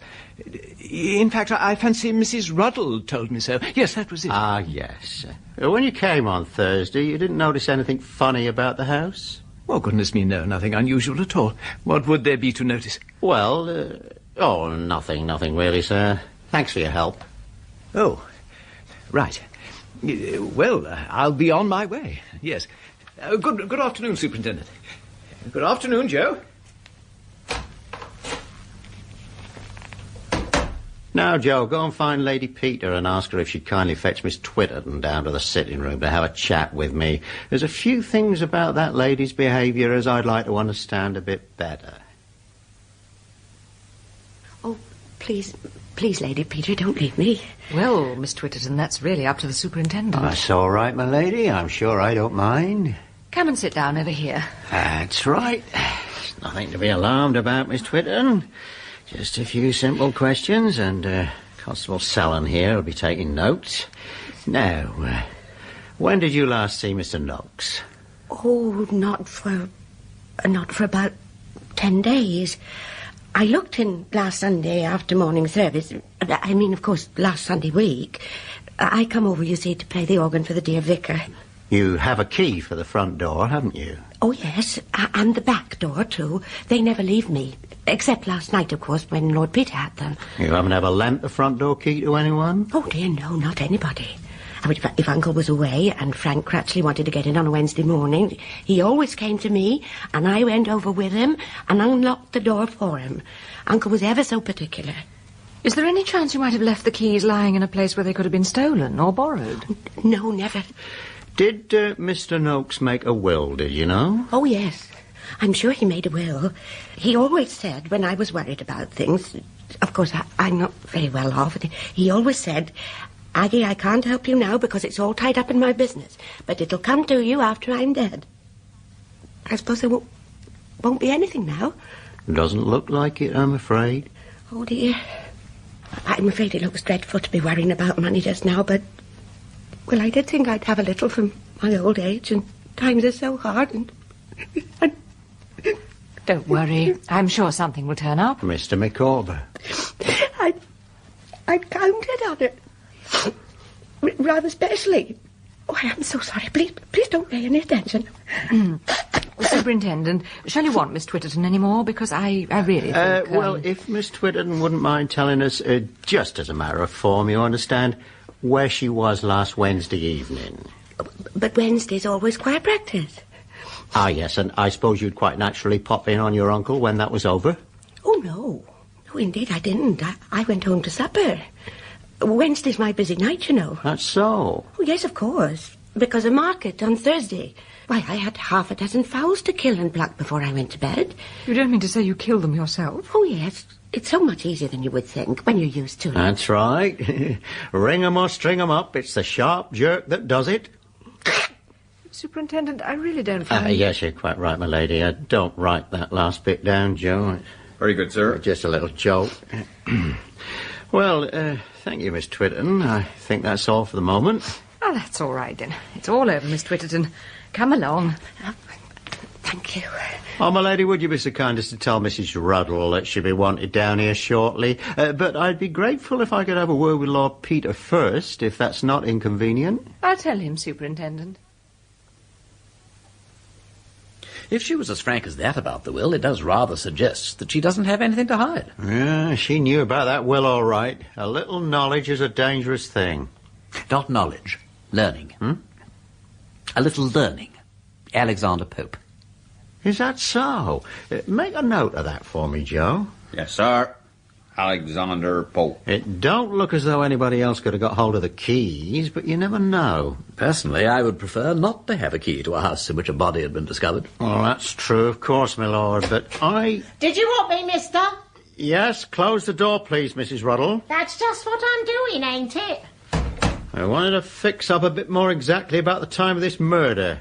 Sit down, that's right. Now, Frank Crutchley says he saw Mr. Noakes alive and well on Wednesday evening about 6:20. You'd have gone home by then, I suppose? Yes, I had. I only cleaned for Mr. Noakes mornings. Then last night, when you let his lordship in, did you find everything as usual? That's right. Excepting his dirty supper things on the table where he'd left them. He always had his supper at 7:30 regular. Then he'd sit in the kitchen with the paper till he came in here to the sitting room for the news at 9:30. Oh, very regular he was. Very regular sort of man. So he'd had his supper, but his bed hadn't been slept in? No, it hadn't. Well, that helps us a lot. Now, Mr. Noakes ate his supper at 7:30, so presumably he was alive then. He didn't go to bed, so that gives us... when did he usually go to bed, Mrs. Ruddle, do you know? 11 o'clock. Regular as clockwork. He'd switch off the wireless here and I'd see his candle go upstairs to bed. I can see his bedroom from my back window, plain enough.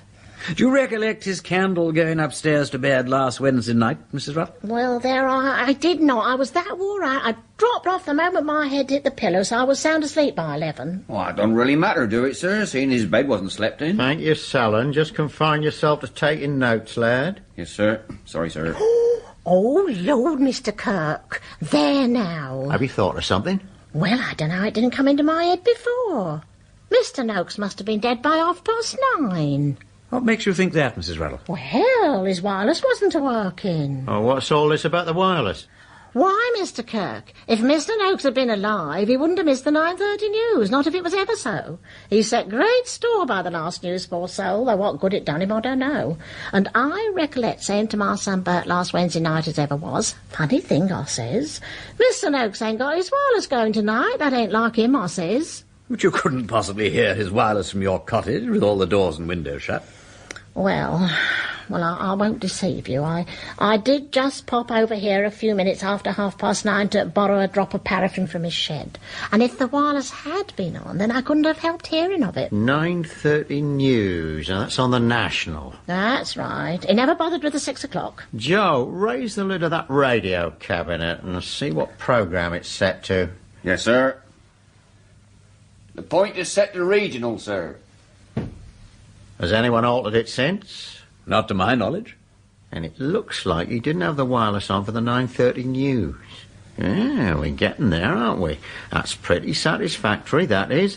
Dead or unconscious at 9:30, last seen alive about 6:20, ate his supper at... 6:20? Go on. He was alive and kicking at 9 o'clock. What? How do you know? Why didn't you say so before? Well, I thought you knowed it. You didn't ask. And how do I know? 'Cause I've seen him, that's why. Hey, what are you getting at, trying to put something on me? You knows as well as I do he was alive at 9. Joe Sellon here was a-talking to him. Eh? Joe Sellon? That's right. Joe, is this true? Yes, it's true. Course it is. You don't catch me that way, Joe Sellon.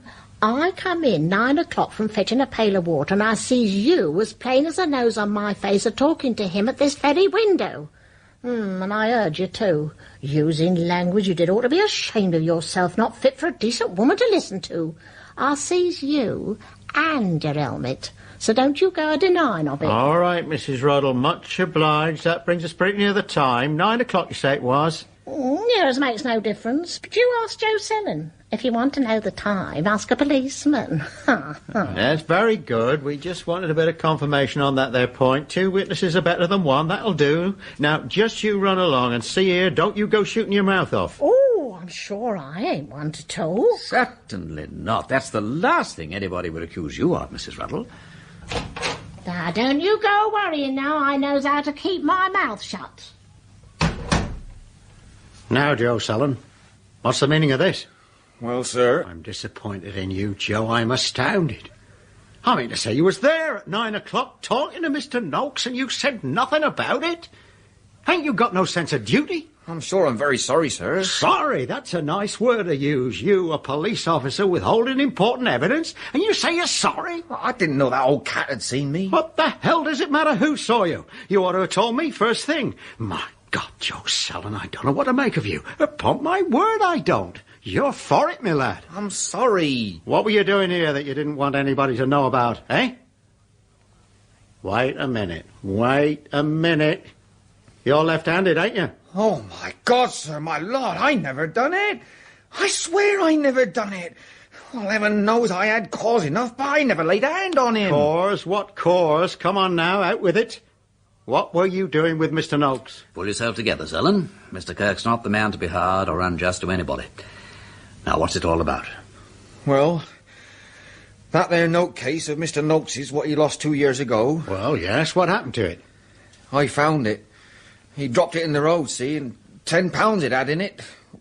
Well, my wife was desperate bad after the baby, sir, and the doctor said she ought to have special treatment, and I hadn't saved nothing, and the pay's not much, nor the allowance. Well, I meant to put it back right away. I thought he could spare it, being well off. What happened about it? Well, he found out, my lord. I don't know how, but he did. Threatened to report me. Well, of course, that would have been the end of me. I mean, out of a job, and who'd have given me work after that? So I had to pay him what he said to stop his tongue. Pay him? That's blackmail. That's an indictable offence, blackmail, and compounding a felony. Call it what you like, sir. It was life and death to me. 5 bob a week he's been bleeding me for these last 2 years. Good God. But I didn't kill him. I swear I didn't. You do believe me? You'd better tell us now what did happen. I came up here by the path, and I looked in at that there window. The curtains wasn't drawn, and it was all dark. Only then I see him coming in from the kitchen with a candle in his hand. He holds the candle up to the clock there, and I see it was 5 minutes past 9. You saw the clock from the window? Yes, my lord. Are you sure? Well, yes, my lord. Then I taps on the window, and he comes over and opens it. I tells him I ain't got the money that week, and he laughs at me all nasty like. All right, he says, I'll report you in the morning. So then I plucks up a heart and I says to him, you can't, it's blackmail. All this money you've been taking off me is blackmail, and I'll see you in dock for it. And he says, money? You can't prove you ever paid me money. Where's your receipts? You got nothing on paper. So I swears at him. No wonder. Get out, he says, and slams the window shut. Well, I tries the doors, but they were locked. So I gets out, and that's the last I seen of him. You didn't go into the house? No, sir. Are you telling the truth? Honest to God I am, sir. Sellen, are you sure?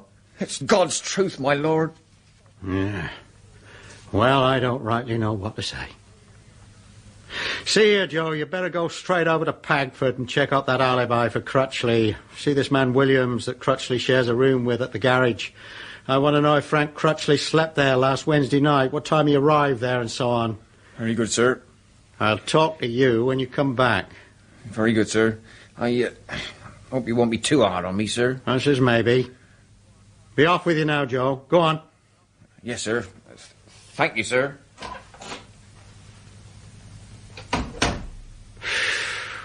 Well, my lord, and what do you think of that? Well, it sounded straight enough so far as the note case was concerned.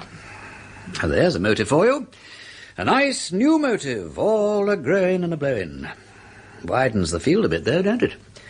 Blackmailers don't, as a rule, stop at a single victim. Why couldn't the young fool have come to his sergeant if he was short out of me? This is the devil and all. Beats me altogether. I wouldn't have believed it. Look here, Kirk. You've had no official information about that theft, have you? And the money's been paid back twice over. It's easy enough for you to be soft-hearted, my lord. It ain't your responsibility. Phew, that there Noakes must have been a proper old twister. Superintendent, I am sorry for that poor devil, but... well, curse it, I suppose I've got to say it. Well? That story of Sellen's. It sounded all right, but it wasn't. One bit of it was a lie. A lie? He said he never came into the house. He said he saw the sitting-room clock from that window. Well? Well, I tried to do the same thing a short time ago when I was out in the garden. I wanted to set my watch. Well, it cannot be done, that's all. That damn awful cactus hanging on the chain. It's in the way. What? I say that infernal bloody cactus is in the way. It covers the entire face of the clock. You cannot see it when you're standing at that window. I'll try for myself. Well, you can try from any point you like. It is absolutely and definitely impossible. You cannot see the clock from that window. Well, they've gone. At last we're alone. That's a blessing. Miss Twitterton has been conveyed by Bunter back to Pagford, while the sweep has taken his fee and gone home, uttering many expressions of sympathy and goodwill. And Kirk has taken himself off back to the station. Ah, I'm glad they've all gone. I couldn't have stood much more, could you? Not anymore. I can't stand it now. What's the joke? I was seeing the funny side of it. This looks not like a nuptial. True, oh God. I rather think I am behaving like a lout. Do you? Then all I can say is that your notion of loutishness is exceedingly feeble and limited. You simply don't know how to begin. I didn't mean it to be like this. I wanted it all to be wonderful for you. Oh, my dear cuckoo. I see Bunter coming back. We may get some tea. Mrs. Ruddle is in such a state of excitement that she's probably boiled the milk and put the tea leaves into the sandwiches. Blow, Mrs. Ruddle. By all means, but I expect Bunter's doing that already. You show commendable patience with my temper. I've seen tempers in comparison with which yours is a burst of heavenly harmony. Whatever it is, you are trying to flatter me out of it. Not at all.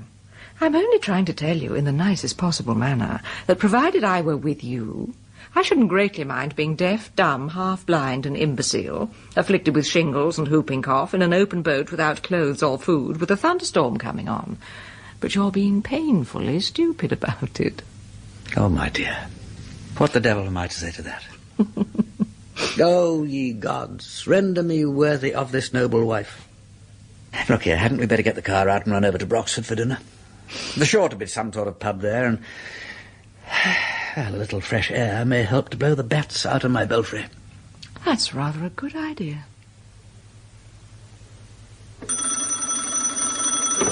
Superintendent Kirk. Yes? I've not time to deal with that now, Constable. Put it through to the duty desk. Yes?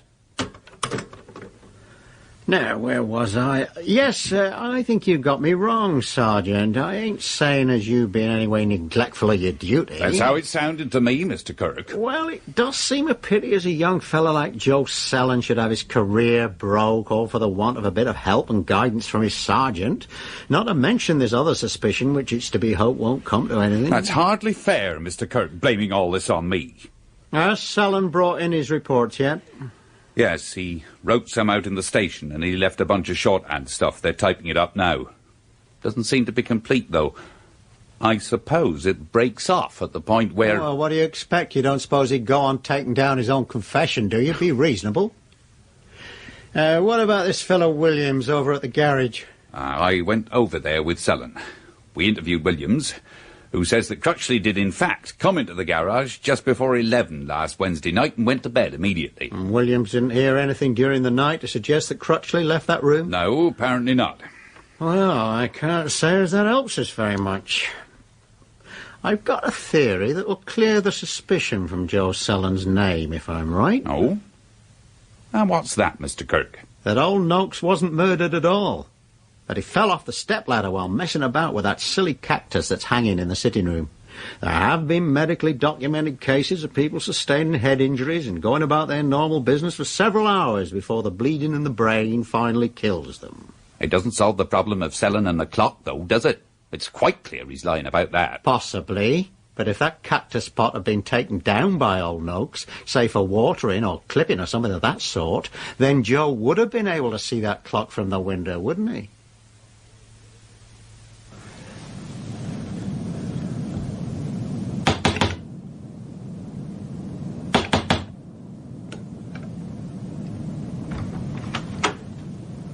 Ah, Bunter, I'm very sorry to disturb his lordship so late. His lordship is in bed. Well, the thing is, you see, there's a necessity as has arisen to re-examine the sitting room. There's something I need to look at that could have a significant bearing on the case. There's no need for Lord Peter to come down in person. We should be most unwilling to obstruct the officers of the law in the execution of their duty, but you will permit me to point out that the hour is somewhat advanced and the available illumination inadequate.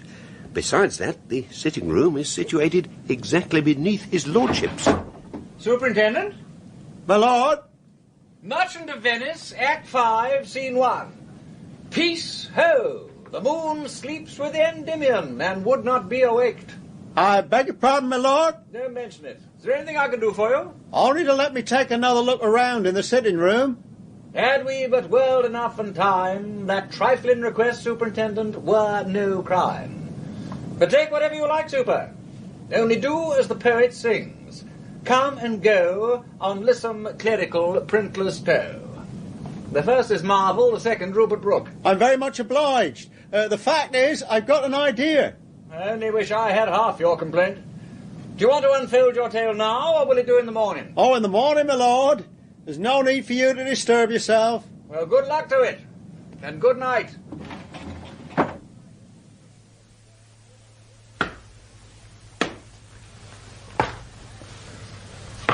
There now, Mr. Bunter, do all them steps steady. That is what I'm attempting to do, Superintendent, but I do urge upon you the need to keep your voice down. Oh, yes, of course. Well, it would be a bit complicated by the looks of it to unhook the whole outer pot. Let's see. May I venture to suggest that it may be possible to remove the inner pot? Yes, it comes out all right, or it's a damn tight fit. It can't have been removed. Why is that? Well, you see, there's a band of ornamental brass work round the top of the outer pot. Yes? Well, it's all pierced work, so the brass polish applied to the outer pot has left a clear pattern on the inner pot, the earthenware one, sort of like a stencil. So, if you remove the inner pot and put it back, you wouldn't be able to put it back in exactly the same position, and that would show. You'd see at least an edge of earthenware without any polish on it at all. No, the inside pot has not been moved. Did Crotchley polish the brass this morning? I fancy not. He brought no brass polish with him, nor did he use the materials contained in the kitchen cupboard. Will there be anything further tonight, Superintendent? I suppose the clock couldn't have been moved. See for yourself. Yeah. It looks solidly fixed. No hook or nail to which it might temporarily have been transferred. Well, that seems to settle it. My theory won't stand up. That's most regrettable, Superintendent. May I show you to the door? It's regrettable for me, right enough. But for one of my officers, it's a damn sight more than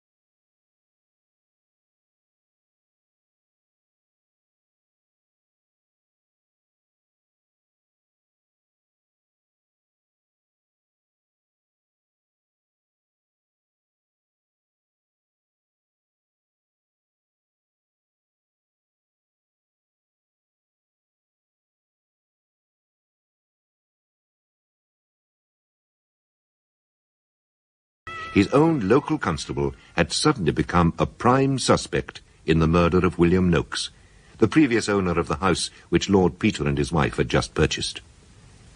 Having withheld information from his superior officer, Constable Sellon was then found to be lying about his movements on the night of the murder. To compound the gravity of the situation, it was now clear that Sellon had the strongest of motives for the removal of William Noakes from this earth, for Noakes had been remorselessly blackmailing him for almost 2 years.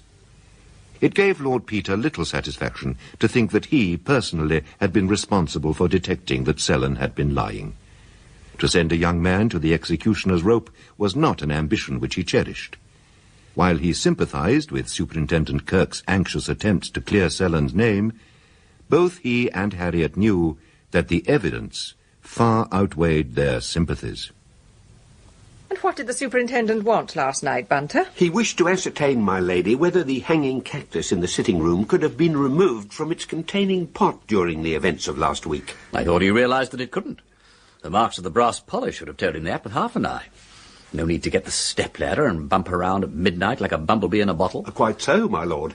But I thought it better not to intervene, and your lordship wished him to have every facility. Oh, quite.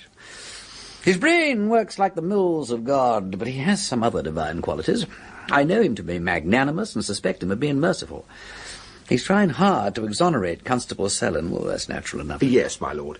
Shall I request Mrs. Ruddle to remove the breakfast things, my lord? Oh, I don't think Mrs. Ruddle would find it quite proper to see me in my dressing gown, do you, Bunter? Let her wait for a little. Very good, my lord. What do you think about Sellon yourself, Peter? I don't know what to think. The fact is, we've got dashed little material for thinking with. Probably too early for thinking, anyway. Sellon doesn't look like a murderer. They very often don't, you know. He didn't look like the sort of man who would tell a thundering great lie, either. The fact remains that he could not have seen the clock from the window with that damn great cactus hanging in the way. I suppose he didn't notice till after he'd said that about seeing the clock that it implied his having been inside the house. No, you've got to be a very sharp-witted person to see ahead when you're telling half-truths. A story that's a lie from beginning to end will be consistent.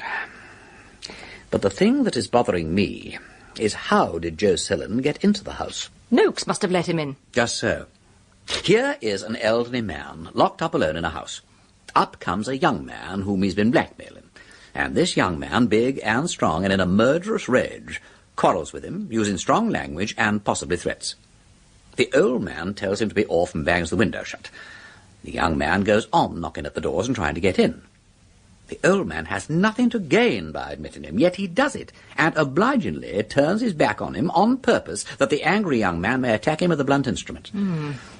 It's possible, but as Aristotle might say, it is an improbable possible. Suppose Sellon said he had got the money after all, and Noakes let him in. If Sellon had the money, Noakes could have told him to hand it in through the window. Well, suppose he did hand it in, or said he was going to. Then, when Noakes opened the window, Sellon could have climbed in himself. Or could he? Those mullions are pretty narrow. You would have no idea how refreshing it is to talk to somebody who has a grasp of method. The police are excellent fellows, but the only principle of detection they have really grasped is that wretched phrase, cui bono. They will hair off after motive, which is a matter for psychologists. Motive by itself will never make a case. You've got to show how the thing was done, and then, if you like, bring in motive to back up your proof. If a thing could only have been done one way, and if only one person could have done it that way, then you've got your criminal, motive or no motive. There is how, when, where, why, and who. And when you have got how, you've got who. Thus spake Zarathustra. I shall throw something at you in a minute. I say, do you think something might have been thrown at Noakes? Through the window? Suppose Sellon started to climb in, and Noakes got alarmed and made for the door, and then Sellon might snatch up something. What? That's true. Oh, I know. That paperweight on the sill. He could have snatched that up and thrown it at Noakes's retreating back. And then he'd only have to finish scrambling in, pick up the paperweight, put it back, and go out through the window again. Really? Of course not. The window was locked from the inside. No. He'd shut and lock the window.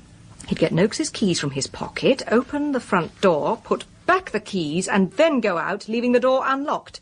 And when Noakes came to, he obligingly locked it behind him. We've got to allow for that possibility, whoever did the murder. That is really brilliant, Harriet. It's very difficult to find a flaw in it.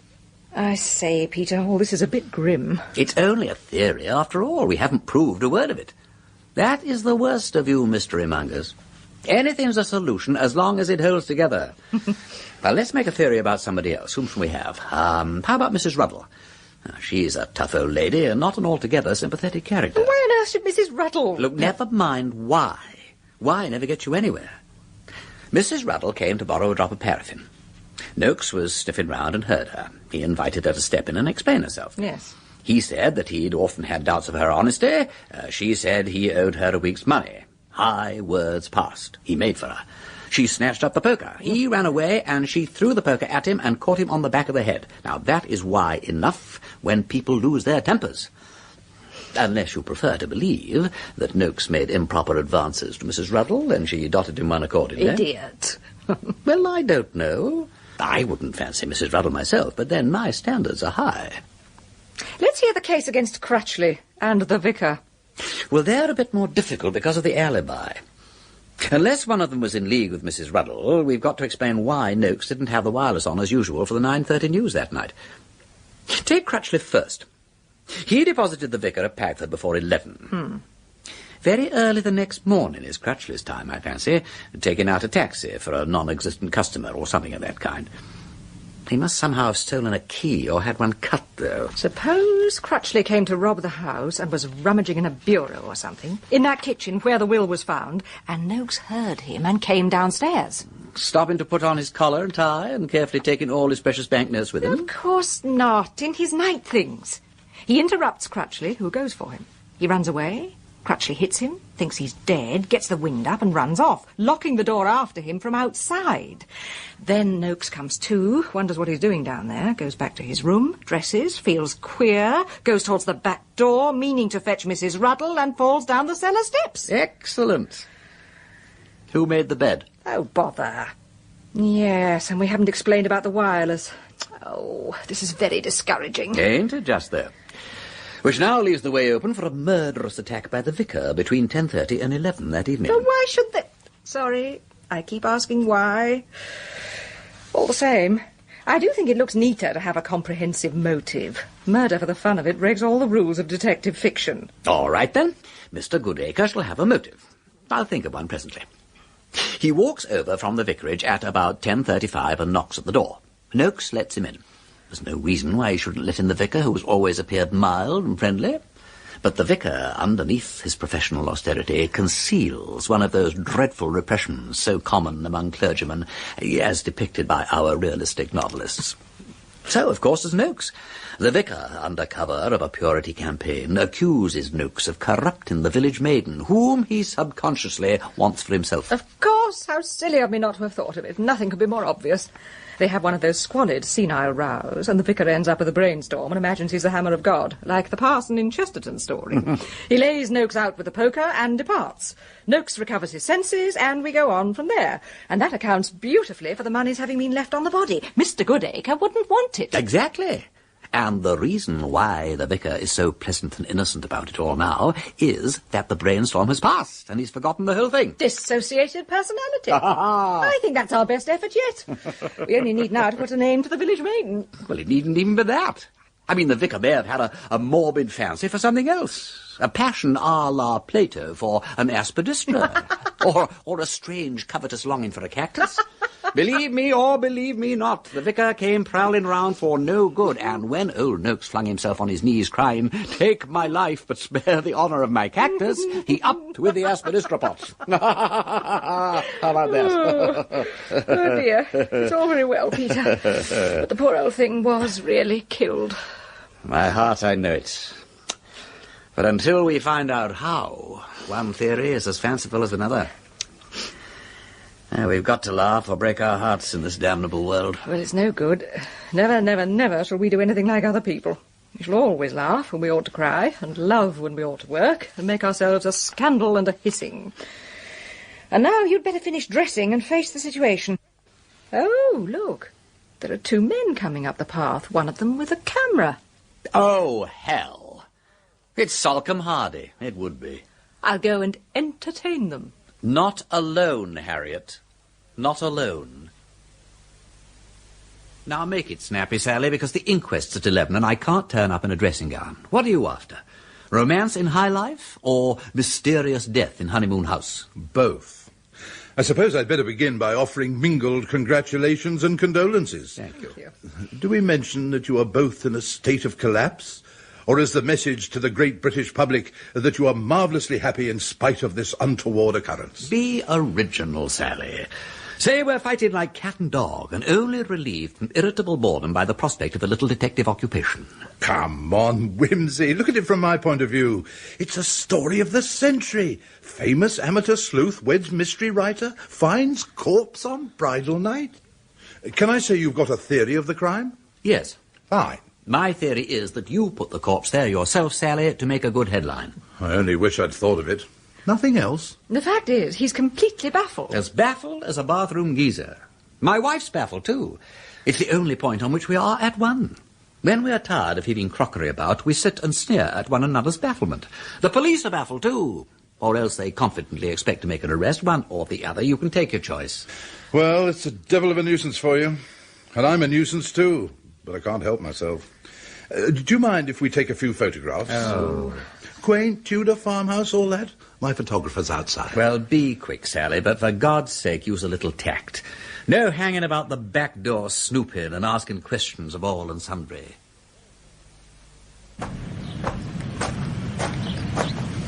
All right, Sid. Let's have a few snaps of the house. Done that already, Mr. Hardy. Well, get a few more, lad. Have we neared the house from the garden? Oh, well, no. I thought I had enough already, Mr. Hardy. Oh, dear, you'll never make a press photographer if you don't show a little initiative. Well, get on with it, lad. Yes, Mr. Hardy. Mr. Hardy! Mr. Hardy, I wanted to have a word with you before you go. But of course, Miss Vane. Oh, I'm sorry, Lady Peter. And if you permit me to ask just a couple more questions. Mr. Hardy, listen. I know one's absolutely helpless. One has to put up with what newspapers choose to say. I've reason to know it. But if you put in anything sickening about Peter and me, you know what I mean, any of the sort of things that make one writhe and wish one was dead, it'll be pretty rotten for us and pretty rotten for you. Peter isn't exactly a rhinoceros, you know. My dear Lady Peter, I shall be the soul of discretion. By the way, I forgot to ask. Do you intend to go on writing now that you're married? Yes, of course. Under the same name? Naturally. Can I say that? Oh, yes, you could say that. You can say anything, except all that awful matrimonial tripe about said he with a laughing glance at his brand-new wife, and the rest of the romantic bilge water. I mean, it's all quite trying enough. Do leave us a little human dignity if you possibly can. Peter's been very decent to you. Don't make his life a burden to him. Honestly, I'll try not. But editors are editors. Editors are ghouls and cannibals. They are, but I'll really do my best. Now, about this writing story, can you give me anything exclusive on that? Your husband's eager you should continue your professional career, that kind of thing.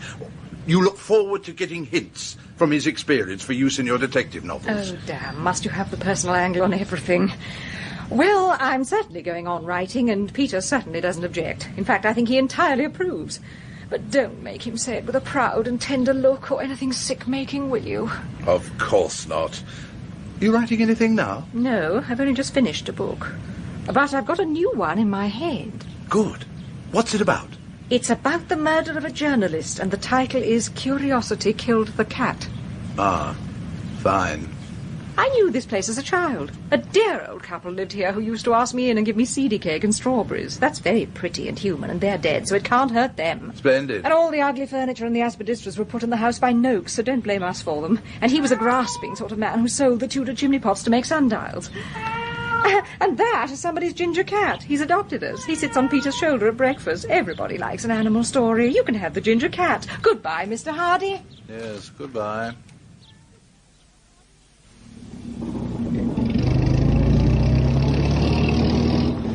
Well, thank heavens the inquest's over. Yes. As if that wasn't bad enough, we have to run the gauntlet of 24 reporters and cameramen when we emerge.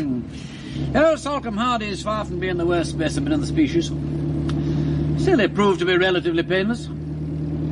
I thought the coroner's adjournment decision was the right one in the circumstances. Poor Selland didn't come out of it very well, though, did he? Well, I think it was better that it came out in the open the way it did. Better than 1,000 different stories circulating round the village. Anyway, it's not general knowledge that Selland withheld information from Kirk. That's true. I say, Peter. Couldn't we just be selfish and naughty this afternoon? Yes, how? Go off somewhere by ourselves? By God, we will. Is that really your notion of happiness? To that depth have I fallen, I admit it. Don't dance on a woman when she's down. Just how naughty and selfish may I be? May I drive fast? I mean really fast? Yes, really fast, if you feel like that. Definitely too good to live. I should say definitely too good to die. But really fast means the main road. So it does. We'll do the main road really fast and get rid of it.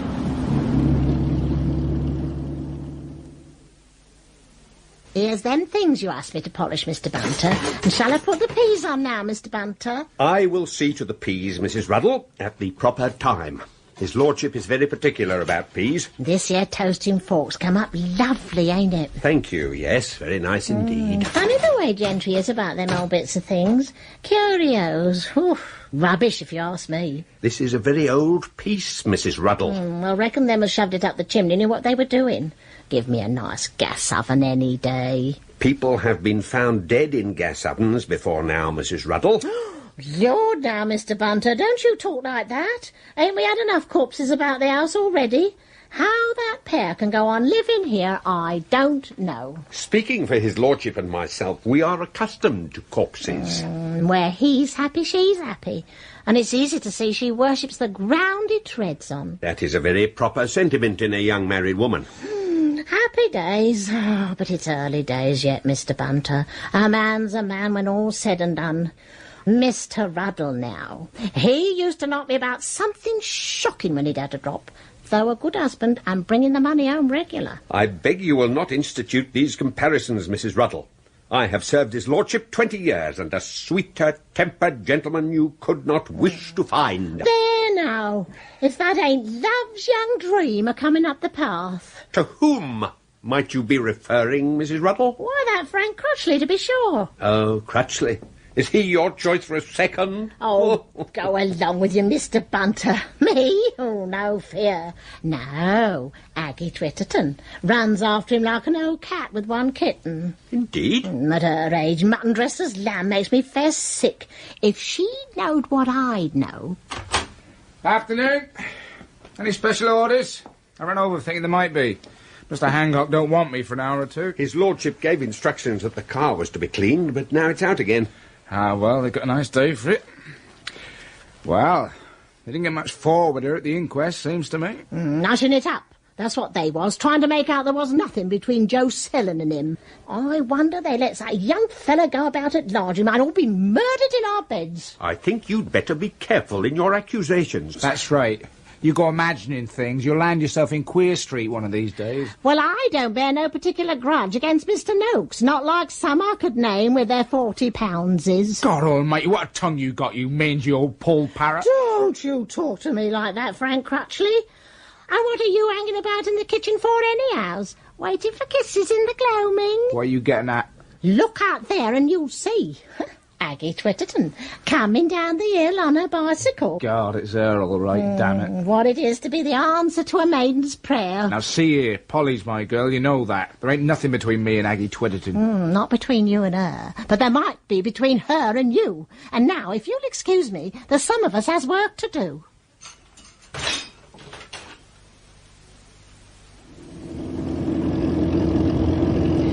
I have to admit, Peter, that this speed is more to my liking. Yes, I can see that. I don't happen to be afraid of speed. That's why I like to show off.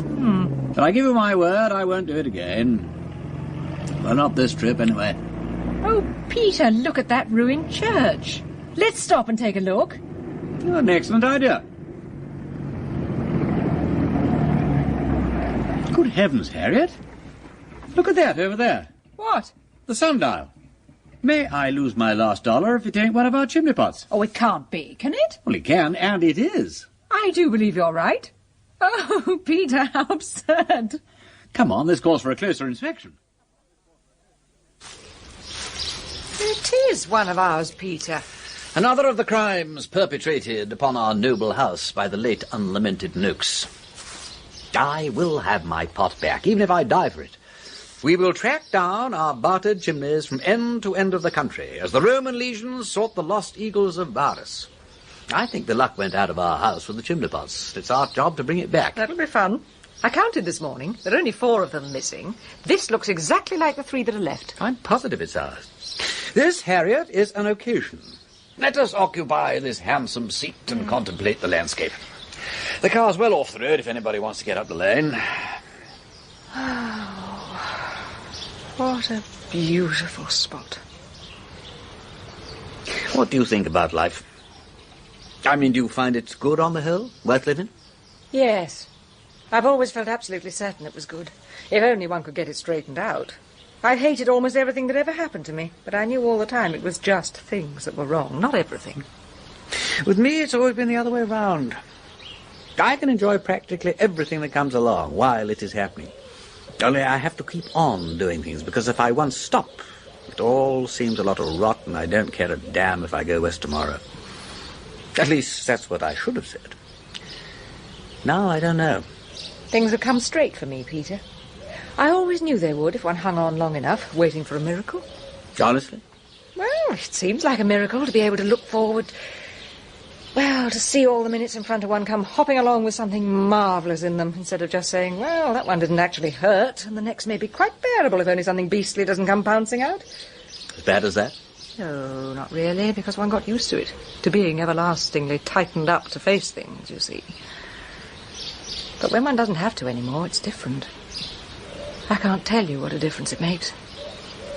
Oh, damn and blast you, Peter. You know you're making me feel exactly like heaven, so what's the use of trying to spare your feelings? I don't know it, and I can't believe it. But I'll try. Listen, my dear, if that is true, or even half true, I shall begin to be afraid of death, which at my age is rather disturbing. Oh, I'm sorry. All right, you needn't apologize. I like new sensations, especially this one. 17 shillings a bottle. Do try to keep your voice down, Frank. Mr. Bunter's only down the corridor. He'll hear you. And I don't care if he does, Aggie Twitterton. 17 shillings for a bottle of port. Cut above you and me, innit? 17 bob a bleeding bottle? There's a man could give away £40 out of his own pocket and never miss it. But does he? No. Oh, Frank, you mustn't be so bitter. You couldn't expect Lord Peter Lord Peter? Who are you to be calling him by his pet name? Think it's somebody, didn't you? That is the correct way to speak of him. I know quite well how to address people of rank. Oh, yes, I dare say. Suppose you think you've been lowering yourself by associating with me. All right, you go and hobnob with the gentry, Lord Peter. Why, Frank, you silly old thing.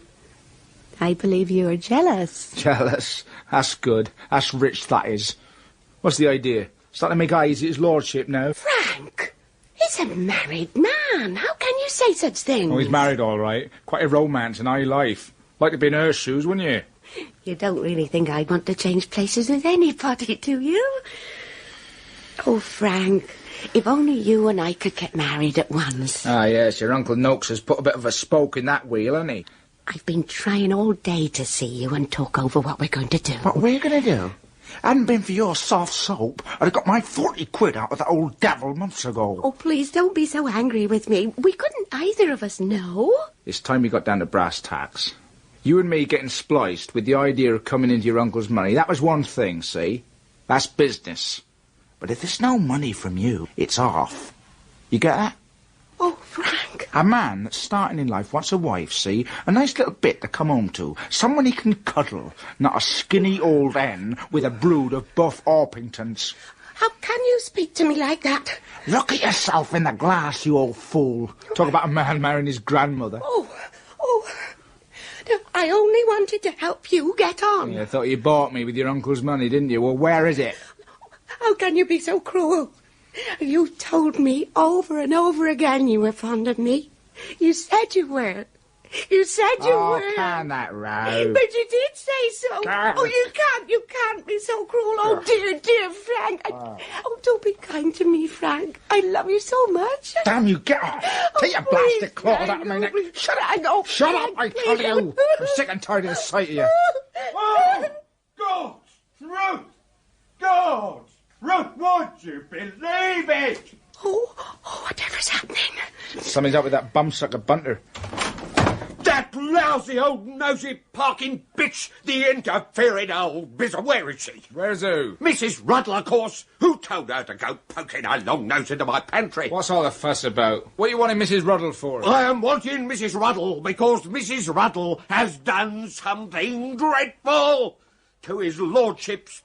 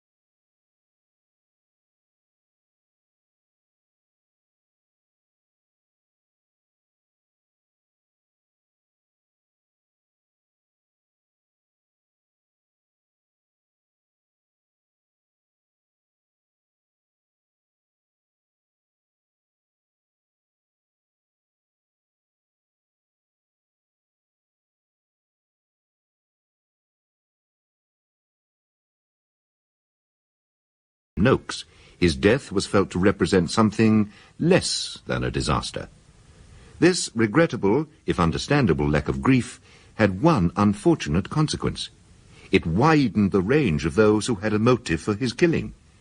Even his niece, Miss Twitterton, who appeared to experience some genuine grief, had more than one good reason for wishing the death of Noakes. One might have thought that Lord Peter and his wife would have viewed the idea of a murder victim in their honeymoon home as a disaster. Yet the gloomy routine of the inquest and the unwelcome attentions of the press had done little to impair their newly found happiness together. While Bunter was preparing a meal in the kitchen and braving the attendant hazards of Mrs. Ruddle's long tongue and Frank Crutchley's ill manners, Peter and Harriet had taken themselves off for a drive through the countryside. They little knew that an event unfolding at that moment below stairs in their house was, to Bunter's mind at least, most decidedly a disaster. Why, Mr. Bunter, whatever's the matter with you? Mrs. Ruddle, am I to take it that it was you who interfered with the Coburn 96? The what? The port! Oh, that! Yes, that's right. I washed all them dirty bottles for you. Filthy they were. Whitewash all over. Oh! I've got them all out of their cases, washed them and set them all the right side up. Hop it out of here before I take the skin off you. Well, I'm Get sure. out of here, Mrs. Ruddle. Such manners. Put your flat foot right in it, haven't you, Ma? Oh, I'll take no lip from you, Frank Crutchley. What are you doing in the kitchen anyhow? Romancing with Aggie Twitterton, eh? How dare you? Get out, Mrs. Ruddle. Well, people could do their own dirty work after this, I'm sure. All the port. All the port. 2.5 dozen all shook up to blazes. And his lordship bringing it down in the back of the car, driving as tender and careful as if it was a babe in arms. Well, that's a miracle, judging by the way I saw him driving this afternoon. Nearly blew me and the old taxi off the road. Not a drop to drink for a fortnight, and him looking forward to his glass after dinner. Well, he's unlucky, that's all. There's a curse upon this house. And may I ask why you are loitering about in the kitchen, Crutchley? Waiting for his lordship. If you want to wait for his lordship, you can do so in the garage. Yes, Frank. Lord Peter's sure to be upset if he finds you in here. All right, all right. I knows when I's not wanted. How dreadful for you, Mr. Bunter. I'm sure Mrs. Ruddle didn't mean any harm. I am very much put about, Miss Twitterton. She has violently agitated every bottle of his lordship's vintage port, just as it was settling down after the journey. Oh, how dreadful. Is it all spoiled? I believe they have some very good port wine at the Pig and Whistle. It's rather expensive. 4 and 6 a bottle, and nothing on the empties. I fear that would scarcely meet the case. Or if they should like some of my parsnip wine, I should be delighted to bring some over. That's exceedingly kind, Miss Twitterton, but I don't think that will be necessary. Were you wishing to see his lordship? Oh, I almost forgot.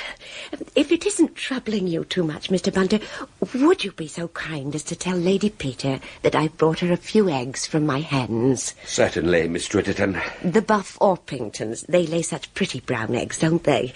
And I thought perhaps... Her ladyship will greatly appreciate the attention. Would you care to wait? Oh, thank you. I hardly know... I'm expecting them back very shortly. Oh, well, yes, thank you. As long as I'm not in the way...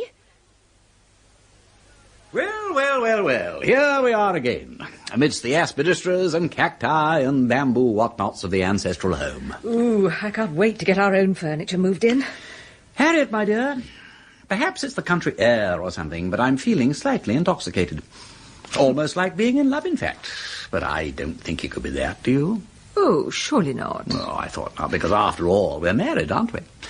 I mean, one can't be married and in love, not with the same person. It ain't done. Absolutely not. Pity, because I'm feeling really rather youthful and foolish today. Tender and twining, like a very young pea. Positively romantic. That, my lord, is disgraceful in a gentleman of your condition. My mental condition is simply appalling. I want the violins to strike up in the orchestra and discourse soft music while the limelight merchant turns up the moon. And the crooners are crooning in tune. Damn it, why not? I will have my soft music. Unhand me, girl. Let's see what the BBC can do for us by way of Mr. Noakes's distinguished wireless cabinet. Stand there a moment, Peter. No, don't turn round. Why, has my unfortunate face begun to get on your nerves? No, I was just admiring your spine, that's all. It has a kind of sort of springy line about it that pleases me. Completely enslaving. Really? No. Well, I can't see it, but I must tell my tailor. He always gives me to understand that he invented my back for me. And does he also imagine he invented your ears and the back of your skull and the bridge of your nose? No flattery can be too gross for my miserable sex. I am purring like a coffee mill. What the devil did I come over here for? Soft music. Ah, so it was. Now, my little minstrels of Portland Place. Strike, you myrtle-crowned boys, ivied maidens, strike together. Arr, and the bed should be carefully made up beforehand with good, well-rotted horse manure, or... Oh, help! That is quite enough of that. Oh, the man has a dirty mind. Disgusting. I shall write a stiff letter to Sir John Reith. Ain't it extraordinary that just when a fellow's bubbling over with the purest and most sacred emotions, when he's feeling like Galahad, Alexander, and Clark Gable all rolled into one... Excuse me, my lord. Oh, what is it, Bunter? You look exceedingly grave. Miss Twitterton has been waiting to see her ladyship, and... Oh, poor Miss Twitterton. Send her in, Bunter. Yes, my lady, and I regret that I have some rather disturbing news to impart to you, my lord. Ah, I thought so. Well, out with it, Bunter. The fact is, my lord, Mrs. Ruddle has moved the port. Well, that is not so grave, Bunter. Fetch another bottle out of the pantry. That's just it, my lord. She's moved all the bottles. Every blessed one of them. What? It won't be fit to drink for at least another 2 weeks. Oh, dear, it's true, Lord Miss Peter. Twitterton, I do... Bunter, how could you let this happen? Oh, my lady, I do hope Lord Peter isn't going to be violent. Violent? Oh, I shouldn't think so. I must point out to your lordship that it was not I who was... Good God, man, you needn't tell me that. Of course you didn't. Go. Well, come along, Bunter. We had better go and view the bodies. Very good, my lord.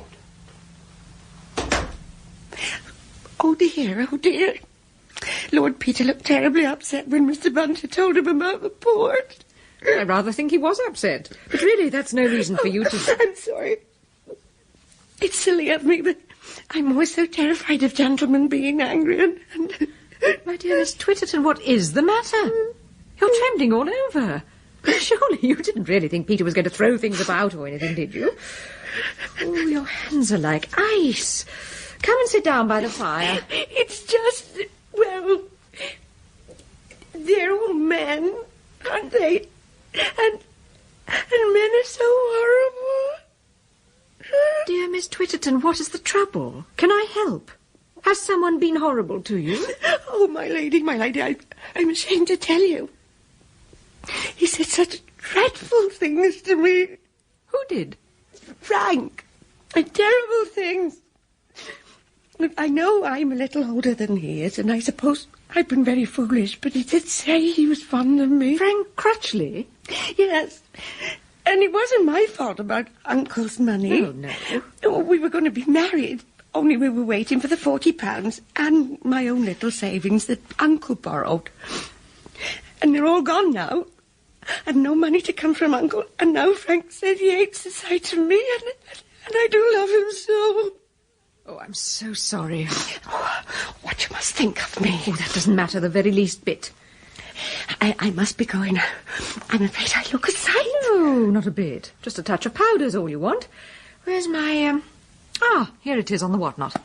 That's Bunter. He always clears up after us. Now, hold still. Poor Bunter, and the port. Must have been a blow to him. There. You look quite all right. Oh, do I really? Take a look in the mirror. Oh, I've never had powder on before. It makes me feel quite fast. Well, it's helpful sometimes. Now, promise me you won't make yourself miserable anymore. No, I'll try not. You've been so kind. Now I must run. Good night. Good night. I hope I haven't kept you from your supper. Not a bit. It isn't time for it yet. Good night, Miss Twitterton. Bunter will show you out. It's all right, Peter. She's gone. We found some decanters. Yes, I see you did. Is that the port after all? No, claret. It's a youngish but pleasant Leoville with only a very light sediment. It seems to have travelled all right, it's quite clear. You know, I'm not the only sufferer. Bunter's nerves are very much affected. He feels the ruddle-muddle acutely coming on top of everything else. I enjoy a little bustle and movement myself, but Bunter has his standards. What did Miss Twitterton want? She's very upset. Crutchley's been behaving like a perfect beast to her. Has he, Bajove? He's been making love to the poor little wretch. Peter, it isn't funny. Yeah, I beg your pardon, my dear. You're quite right, it isn't. In fact, it's anything but funny. Is she fond of the blighter? Oh, my dear, pathetically. And they were going to be married and start the new garage with the £40 and her little savings, only they're gone too. And now she finds she won't come into any money from her uncle. What are you looking at me like that for? Harriet, I don't like this at all. Well, of course, he's chucked her over now, the brute, from what I hear of the local gossip. Mrs. Ruddle? Yes, he's already got some young girl on the go, name of Polly Mason. Yes, but don't you see what you're telling me? Miss Twitterton would have given him the money, of course. Done anything in the world for him, what? Oh, Peter. Oh, you can't mean that. It couldn't be the little Twitterton. Why not? Well, it's a motive. I see it's a motive, but you didn't want to hear about motive. But you're cracking my eardrums with it. Motive won't make a case, but once you've got the how, the why drives it home. Well, all right then, how? You made no case against her? Well, there was no need. The how is child's play. She had the key of the house and no alibi after 7:30. Killing hens is no alibi for killing a man. But to smash in a man's head with a blow like that? She's tiny, and Noakes was a big man. I couldn't break your head open like that, though I'm nearly as tall as you are. You are about the one person who could. You are my wife. You could take me unawares, as a loving niece might her uncle. I can't see Noakes sitting down and letting Crutchley or Selland go pussyfooting about behind him, but a woman one knows and trusts, that is different. I suppose you've seen this all along. I have. But I was irrational enough to tell myself that the motive was insufficient. I couldn't see the Twitterton woman doing murder for money to extend her hen runs. And it serves me right for being weak-minded. The moral is stick to how, and somebody will hand you the why on a silver salver. Oh. It's a whacking great motive, Harriet. A middle-aged woman's last bid for love, and the money to make the bid. Well, it's all very well, Peter, but where's the proof? Nowhere. What did you say yourself? It's no good showing how it might have been done. Anybody might have done it. Selland, Cratchley, Miss Twitterton, you, I, the vicar, or Superintendent Kirk, but you haven't proved how it was done. Good God, don't I know it? We want proof, we want facts. How? I hate fooling about with maybe and might have been. And Kirk ain't likely to examine things too closely. He'll be so damn thankful to get a likelier suspect than Selland that he'll hair off after the Cratchley-Twitterton motive. And then, as like as not, he'll fall down in court for lack of proof. But, Peter, you're not going to tell Kirk about Cratchley and Miss Twitterton? Well, he'll have to know, of course. It's a fact as far as it goes. The point is, will he see... Peter, no, you can't do that. That poor little woman and her pathetic love affair. Oh, you can't be so cruel as to tell the police. The police, good heavens! Yes, I was afraid it might come to this. One cannot suppress evidence, Harriet. But she told me in confidence. She was grateful to me. She trusted me. You can't take people's trust and make it into a rope for their necks. Peter, it's brutal. Murder is brutal. I know, but... You've seen what murdered men look like? Well, I saw this old man's body. It's a pity the dead are so quiet. It makes us ready to forget them. The dead are dead. We've got to be decent to the living. I am thinking of the living. Till we get at the truth, every soul in this village is suspect. Do you want Selland broken and hanged because we wouldn't speak? Must Cratchley be left under suspicion because the crime was never brought home to anybody else? Are they all to go about in fear, knowing there's an undiscovered murderer among us? But there's no proof, no proof. Look, it is evidence. We can't pick and choose. Whoever suffers, we must have the truth. Nothing else matters a damn. But must it be your hands? Yes, I have given you the right to ask me that. You married into trouble, Harriet, when you married my work and me. These hands, they are hangman's hands. But you knew that there, didn't you? Yes, but I wasn't married to you then. No. That makes the difference, doesn't it? Well, Harriet, we are married now. We are bound. I'm afraid the moment has come when something will have to give way. You or I, or the bond. Oh, no. Oh, my dear, what is happening to us? What has become of our peace? Broken. That's what violence does. Once it starts, there's no stopping it. It catches us all sooner or later. But it mustn't. Can't we escape? Only by running away. Perhaps it would be better for us to run. I have no right to drag any woman into this mess, least of all my wife. Oh, forgive me. I've been my own master so long, I think I've forgotten the meaning of obligation. Oh, my dear, don't upset yourself like this. Say the word and we will go right away. We'll leave this miserable business and never meddle again. Do you really mean that? Of course I mean it. I've said it. Peter, you're mad. Never dare to suggest such a thing. Whatever marriage is, it isn't that. Isn't what, Harriet? Letting your affection corrupt your judgment. What kind of a life could we have if I knew that you'd become less than yourself by marrying me? You must do what you think right. Promise me that. What I think doesn't matter. I swear it shall never make any difference. Thank you, Harriet. That is love with honour. And in any case, you were right and I was wrong. The thing has got to be done, by any means, so long as we get to the bottom of it. That's your job, and it's worth doing. Always provided I can do it. I don't feel very brilliant at the moment. You'll get there in the end. It's all right, Peter. It's all right. I regret that dinner is a little late, my lord, but there is an individual in the hall. Send him away, Bunter. I can't stand any more individuals. My lord... We are about to have dinner, Bunter. Send him away. Tell him to call again later. Very sorry to intrude. I really must ask you no to wait. wish to cause inconvenience. I am Moss and Isaacs. You are wrong, Bunter. It's not an individual, it's a company. Moss and Isaacs. And here in my hand I have... Bunter, take the company's hat. Very sorry, no intention to offend, but I have here a bill of sale on the furniture in this house, and I have run all the... I really cannot imagine... Better answer it, Bunter. Very good, my lord.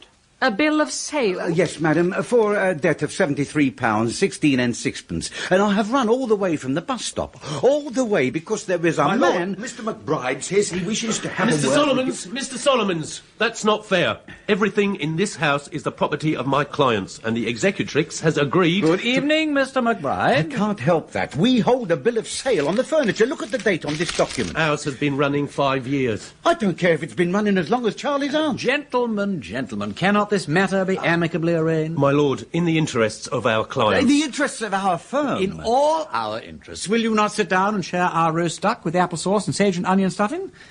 Don't break up the happy home. Over a slice of the breast and a glass of the best, any little differences may be adjusted. Yes, indeed. Do join us. Bunter will break his heart if the bird gets dried up in the oven. It's very good of you. If the lady... No, Solomons, it ain't fair. Harriet, you know very well it's a husband's incurable habit to invite his business friends to dine under any circumstances and on the shortest possible notice. Without that habit, home life would not be what it is. Therefore, I make no apology. Of course not. Bunter, these gentlemen will dine with us. Very good, my lady. So far as we are concerned, you may have the entire contents of the house tomorrow and welcome. Now, are we all quite ready for dinner? Mr. Solomons, sit here on my right. Oh, thank you, my lord. And Mr. McBride on my left. Right. Bunter, the carrot. Well, Peter, they weren't unreasonable in the end. But, oh, I do hope there won't be any more people tonight. Nous menons une vie assez mouvementée. I've never known such a day. Bunter looks quite haggard. As for me, well, I don't feel like the same person I was before breakfast. I don't feel like the same person I was before dinner. My lord, there is yet another visitor. Oh, no. Who is it now, Bunter? Superintendent Kirk, my lord. Oh. Oh, well, send him in. If you'll come through, Superintendent. No. Good evening, Mr. Kirk. Good evening, my lady. I'm afraid I'm intruding. It's a bit late for a call, my lord, I know, but... This is the foul fiend Flibbertigibbet. He begins at curfew and walks till the first cock. Sit down, Superintendent, and don't mind my husband. He sometimes gets taken that way. Sit down. I'll talk a word with this same learned Theban. Got it, King Lear. Though their injunction be to bar my doors, and let this tyrannous night take hold upon you, yet have I ventured to come seek you out. Harriet, the superintendent, has caught the hang of our half-witted manner of conversation. He is a man, take him for all in all. We shall not look upon his like again. I shall give him a drink. He deserves it. Say, when? Shall I make spirits fetch me what I please? Resolve me of all ambiguities? Oh, thank you. Not too stiff, my lord, if you don't mind. We'll have it gentle and the elements so mixed... that a spoon might stand up in it. No, that bit doesn't seem to finish up quite right. Here's health. Bottoms up. And what have you been doing all day, Superintendent? Well, my lord, I've been up to London. To London? But not to see the Queen. I went to see Frank Crutchley's young woman in Clerkenwell. Has he got one there? He had. I got the address from that chap Williams over at the garage where Crutchley works. She's a good-looking young woman with a bit of money. Lives with her dad and seemed dead struck on Frank Crutchley. But there, you know what girls are. Some other fella turned up and she married this other bloke 3 months back. The devil she did. But what got me all worked up was finding out what her father was. It was a robber's daughter, and her name was Alice Brown. Her father was the terror of a small Italian town. Not a bit of it. He's there. Of all the trades and professions open to a man, what would you say he was? Well, from your air of having, so to speak, found the key that cuts the Gordian knot, I would say that... I can't imagine. We give it up. Well, if you give it up, then I'll tell you. Her father is an ironmonger and locksmith as cuts keys when wanted. Good God. You don't say so. And what's more, none so long ago, 6 months more or less, young Crutchley comes along, bright as you please, and asks him to cut a key for him. 6 months ago? Well. The old boy didn't make no secret of the key, and what's more, he took me round to his workshop. He's a methodical old bird, and when he makes a new key, keeps a cast of it. Well, he showed me the cast, and what do you think that key was like? You can't mean it was the key to one of the doors in this house? Aha! I knew I should catch you there. No, was not. And nothing like neither. Now, what do you think of that? How astonishing. A huge great thing it was. More like a church key. Was it made from a key or from a wax mould? From a key. He brought it along with him. Said it was the key of a barn he'd hired to keep some stuff in. Said the key belonged to the owner, and he wanted another for himself. I should have thought it was the owner's business to supply a key for the tenant. So should I, so away I come by the evening train, no wiser.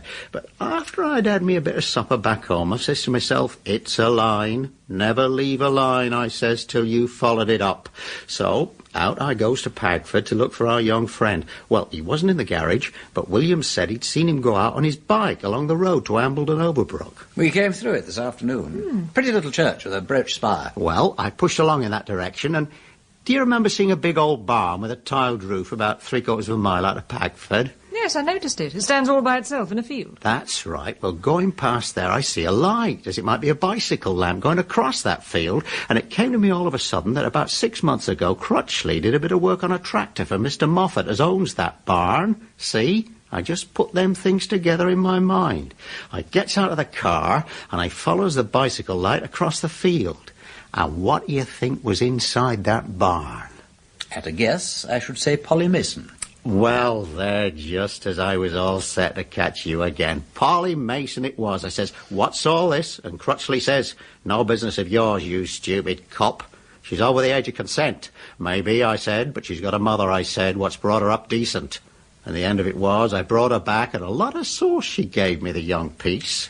It's an odd thing that men like Crutchley, with quantities of large white teeth, are practically always gay Lotharios. Not frivolously gay, either. 2 strings to the bow, one for use and one for pleasure. Well, it ain't my business to run a Sunday school, but that Polly Mason's asking for trouble. I didn't say anything about the young lady in London, because that's over and done with, but where there's one, there might be 2. There were 2, and the other one was here in Pagford. Eh?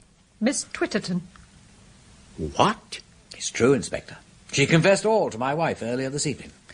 She and Crutchley were planning to get married. But now he's thrown her over. Well, I'm bothered. Poor old Aggie Twitterton chasing Frank Crutchley. Half a moment. That's all right, but see here. If Aggie Twitterton wanted the money for Frank Crutchley and had the keys to the house, what was to prevent her? Eh? Nothing whatever. Only you've got to prove it, you know. I've had my eye on Aggie Twitterton all along, her knowing about the will and all. And come to look at it, whoever did it had to get into that house now, hadn't they? Why?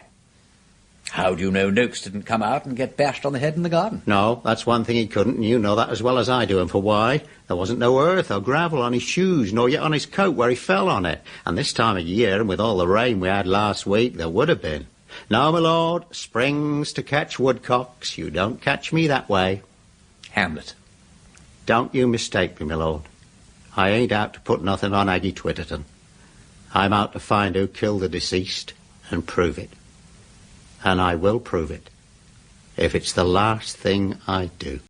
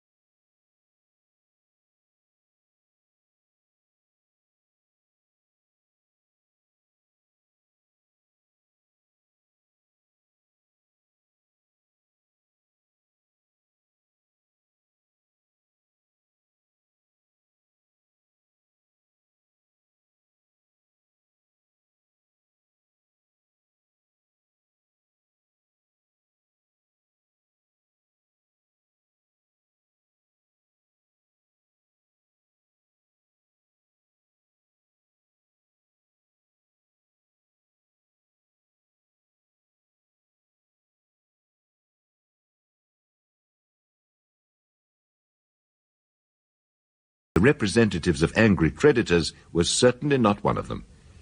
It was thus with a certain mixture of exasperation and amusement that Peter and Harriet dealt with the appearance of the rival solicitors, Mr. McBride and Mr. Solomons. The furniture, after all, belonged to Mr. Noakes, recently murdered and shortly to be buried. Its loss could scarcely be construed as a tragedy. Yet, to depart for more comfortable circumstances would mean leaving a most ruthless and baffling murder unsolved. Naturally, there were suspects. Miss Twitterton had believed that she would benefit financially from her uncle's death. The money would certainly have been an added attraction in her attempts to marry the much younger Frank Crutchley. She was scarcely to know that one Polly Mason had long supplanted her fading charms. Frank Crutchley himself had certainly harboured grudges enough against Mr. Noakes, and even Constable Sellen was not to be trusted. A long-standing blackmail victim of Noakes's, he had already been discovered suppressing important evidence. There was thus no shortage of motives. There was, however, a total lack of evidence. This was beginning to take its toll on all concerned, including Lord Peter himself. Peter, what were you dreaming about early this morning? It sounded pretty awful. Oh, my God, have I started that again? I thought I'd learn to keep my dreams to myself. Did I say things? Tell me the worst. I couldn't make out what you said, but it sounded as though you had something on your mind, to put it mildly. And an agreeable companion I must be. Wait a minute, it comes back to me now. There were 15 of us marching across a prickly desert, and we were all chained together. There was something I'd forgotten to do or to tell somebody, but I couldn't stop because of the chain. And it was all my fault because I'd forgotten, well, whatever it was. What was the end of it? Oh, it was only the old responsibility dream, and a mild one at that. The funny thing is that I know there is something that I have forgotten. I woke up with it on the tip of my tongue, but yeah, it's gone now. It'll come back if you don't worry it. Oh, I wish you would, then I wouldn't feel so guilty about it. Hello, Bunter, what's that? The post? Heavens above, man, what have you got there? Our silk hat, my lord. Silk hat? Oh, don't be ridiculous, Bunter. We don't want that in the country. Mr. Noakes's funeral is this morning, my lord. I thought it possible your lordship might desire to attend it. The prayer books are in the other parcel with the black suit. But surely to goodness I can go to a village funeral without a morning suit and a top hat. The conventional marks of esteem are highly appreciated in rural communities, my lord. But it is as your lordship wishes. 2 vans have arrived to take the furniture, my lord. So I will suggest that I should take the car over to Broxford and order a few temporary necessities, such as a couple of camp beds and a kettle. Peter, there's a letter from your mother. She says she's going down to the Dower House this morning. The shooting party at the hall has broken up, and Gerald and Helen are going for the weekend to Lord Attenborough's. She wonders whether we should like to join her for a day or two. She thinks we may need rest and change. Oh, not from one another, she's careful to explain, but from what she calls housekeeping. Housekeeping? Huh. Well, the house is about the only thing we are likely to keep by the looks of it. But what do you think of her idea? Well, that's rather for you to say. We've got to go somewhere or other. Unless you really prefer the kettle and the camp bed to which Bunter so feelingly alludes. I'd like to go, Peter. Very well, then, you shall. Bunter, send her Grace a wire to say that we're coming down tonight. Very good, my lord. Heartfelt satisfaction. He'll be sorry to abandon the investigation, but the camp beds and the kettle would break even Bunter's spirit. Harriet, do you mean to go to the funeral? Oh, I don't think so. Well, I've got no black frock to do your top hat credit. And I'd better stay here to keep an eye on the removal men. Bunter can do that. Oh, no. He's panting to attend the obsequies. I've just seen him brushing his best bowler. I suppose you realise that some of the funeral guests are likely to come back here afterwards. Yes, I was rather afraid of that. Never mind. We shall be on our way by the end of the afternoon. Are you coming down? No, not for the moment. There's a letter here from my agent I've simply got to attend to. I thought I'd cleared everything up nicely, but one of the tenants has chosen this moment to create a tiresomeness. Oh. Well, I can't ride downstairs with brokers' men oiling in and out and wrangling over the whatnot. No, of course you can't. I'll go and see to things. Be busy and good. And I used to think you were God's own idler, without a responsibility in the world.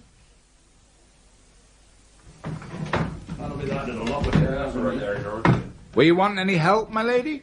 Well, Crutchley, you can give the removal men a hand if they need it. Yes, my lady. We'll start getting the stuff out of the sitting room now, lady, if it's all right with you. Oh, do you mind leaving this room to the last? My husband will be coming back here after the funeral and may have one or two people with him. We shall need some chairs to sit on. All right, you are, lady. Could we do a bit upstairs? Yes, certainly. And we shan't want this room very long. Oh, OK. Well, come on, Bill. They're this way. Yeah, right, old George. Cool, that'll take us a bit of time to take down them four posters, though. Can this man give you any help? He's the gardener here.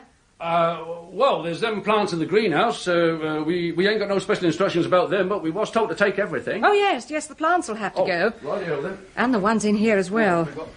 Crutchley, you'll need a pair of steps to get that cactus out of the hanging basket, but do that later, would you? Go and see to the greenhouse. Yes, my lady. Oh, and after that, fetch some glasses. We'll probably need them when the others return from the funeral. Very good, my lady. Just put them down over there, would you, Crutchley? Yes, my lady.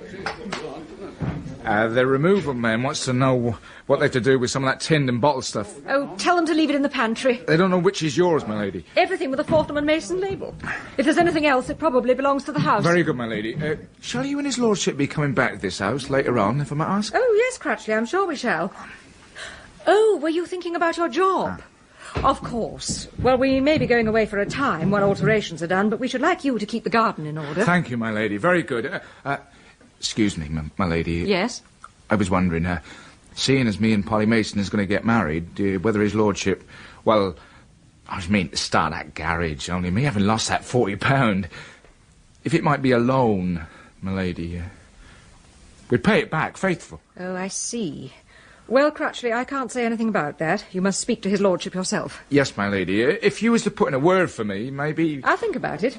Oh, they're coming back. They haven't been very long. No, my lady, it don't take long. I'll be helping the removal men if you want me. Hello. Oh, Lady Peter, I do hope this isn't too much of an intrusion. Not at all, Miss Twitterton. Do come and sit down. Jerusalem, my happy home. Is this the city that men call the perfection of beauty? Peter, behave yourself. Ah, Mr. Goodacre. Were there many people at the funeral? A very large attendance. Really a remarkable attendance. It's most gratifying, all this respect for Uncle, and fully choral. Oh, it was all just beautiful. I've never seen a funeral to touch it, and I've been to every burying in Pagleham these 40 year and more. Haven't I, Mr. Puffet? Indeed you have, Mrs. Ruddle. And the Reverend's words, if I may say so, sir, went right to the heart. Bunter, I see some glasses on the radio cabinet. We could do with some drinks. Very good, my lord. I'm afraid they've commandeered the beer barrel, Mr. Puffet. Oh, dear, that is awkward. Well, Puffet, I dare say you can make do for once with the bottle variety. Yes, of course, my lord. I'd like a sherry, if it's not too much trouble. Mind your backs, please, mind your backs. Oh, dear. Oh, poor Uncle's furniture. Keep your hand up a bit, Bill. Yeah, that's what I'm trying to do, George. Mind that point. Ah, here come the drinks. Sherry, Miss Twitterton. Oh, thank you, Mr. Bunter. Mr. Goodacre. Oh, dear me, dear me. Thank you. Bunter, have you got some beer in the kitchen for Mr. Puffet? Yes, my lord. Oh, thanks very kindly, your lordship. Oh, and Bunter will be wanting you, Mrs. Ruddle, to see about getting some lunch of some sort. Yes, my lady. Come along, Martha, come along. I'm coming, Mr. Puffet. Oh, what a lovely funeral that was. Quite touched I was, Mr. Puffet, quite touched. Oh, I must be getting home soon. Oh, you mustn't hurry, Miss Twitterton. I only said that because Mrs. Ruddle, although an excellent servant in her way, sometimes needs a reminder. Mr. Goodacre, won't you have a drop more sherry? Oh, no, really, I too must be moving homewards. Not without your plants.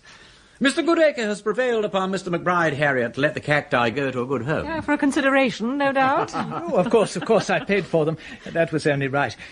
I did not like to think of the plants going to a warehouse with no one to take care of them. Crutchley has always looked after them so well. He's very knowledgeable about cacti. Indeed. I'm glad to hear that Frank Crutchley fulfilled some of his obligations. Well, Padre, rather you than me. I don't like the Persian things. Yeah, well, they're not to everybody's taste, perhaps. But the hanging one here, you must acknowledge, is a superb specimen of its kind. It does rather dominate the room. Uncle William always took a great pride in that cactus. I know. Indeed, Miss Twitterton, it will be quite happy and safe with me. Excuse me, my lord. The furniture removers are about to clear the attics and have desired me to inquire what is to be done with the various trunks and articles labelled Twitterton. Oh, dear me, yes. However did I come to forget? There are quite a lot of my things here. But I think I'd better come and see to that myself. You see, my cottage is so very small, and Uncle very kindly let me store some of my things here. I hope you won't mind, Lady Peter. I shan't trespass on your kindness. But of course, do go anywhere you like. And if you want any help... Oh, thank you so very much. As I shall be going in a few minutes, Miss Twitterton, I'll say goodbye now. But just for the moment, I shall, of course, come to see you. And now, You mustn't allow yourself to brood, you know. In fact, I'm going to ask you to be very brave and sensible and come and play the organ for us on Sunday as usual. Now, will you? We've all come to rely on you so much. Of course, dear Mr. Goodacre. If you wish it, I'll do my best. It will gratify me very much. Oh, thank you. Oh, everybody's so good to me. Poor little woman. Poor little soul. It is most distressing, this unsolved mystery hanging over us. Yes, not too good. Good gracious. What's the matter, Mr. Goodacre? Now, this is very strange. Very strange indeed. Look at that. Do you see what that is up there on the cactus leaves? Well, from here it looks like a spot of mildew. Well, I can't see very well from underneath. But perhaps in a cactus that's merely the bloom of a healthy complexion. It is mildew. Peter, hold this chair for me, would you? Careful, careful, careful. That's better. Yes, I can see it quite clearly now. There's some mildew on the upper side of the leaves, if they are leaves and not stalks. Somebody has been giving it too much water. Well, we haven't any of us touched it. I am a humane man, and though I don't like the prickly brute, I wouldn't... Peter, what is it? Here we go round the prickly pear, prickly Once pear, the summer prickly is pear. over, you must administer water very sparingly indeed. Well, surely it couldn't have been the knowledgeable Crutchley. But I think it was.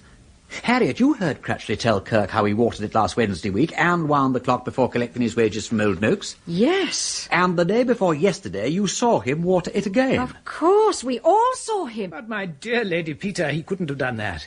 The cactus is a desert plant. It only requires watering about once a month in the cooler weather. Frank Crutchley must know that. He's a very skilled gardener. Damn. I can't remember. Well, somebody has touched it lately.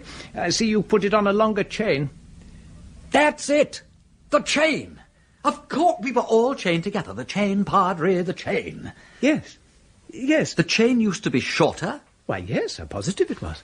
Oh, quite positive. Yes, let me see. The bottom of the brass pot which contains the cactus used to be above my head. How great is the difference in height? About 4 inches? Yes, I'd say it was about 4 inches lower than it used to be. Peter, when the chimney was being cleared, there was a chain Yes, then. I know. What became of it? I think Bunter put it in the coal scuttle.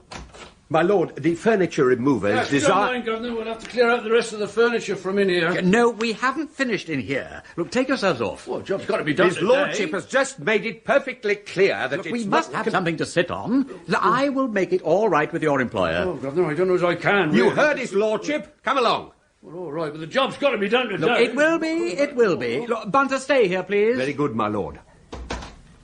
Now, here is what I was looking for.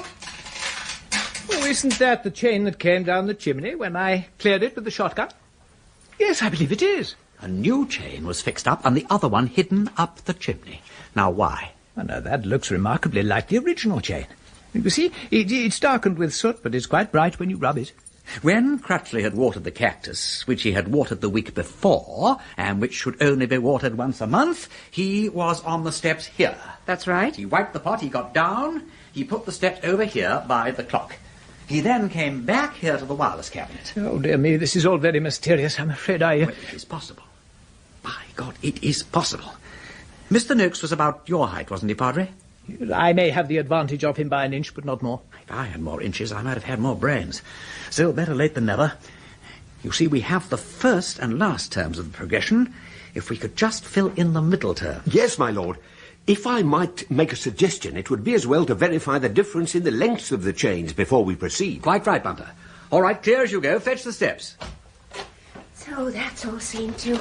Oh, Mr. Goodacre, I didn't think I should see you again. Oh, you're having Uncle's cactus. Miss Twitterton, I wonder if you could do something for me. But of course I can. I think I must have dropped my fountain pen somewhere in the bedroom, and I'm rather afraid one of those fellows up there may put his foot on it. If I might trouble you... Why, with pleasure. I'll run up and look for it at once. I always say I'm remarkably good at finding things.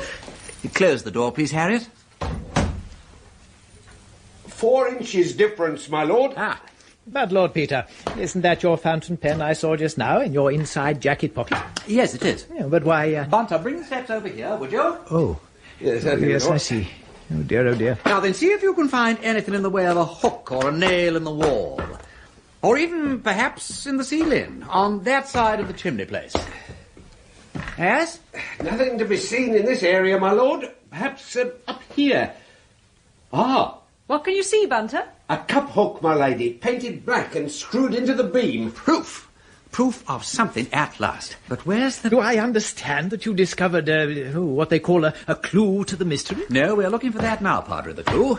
Ariadne's clue of thread. The little ball of twine to thread the labyrinth. Yes, the twine.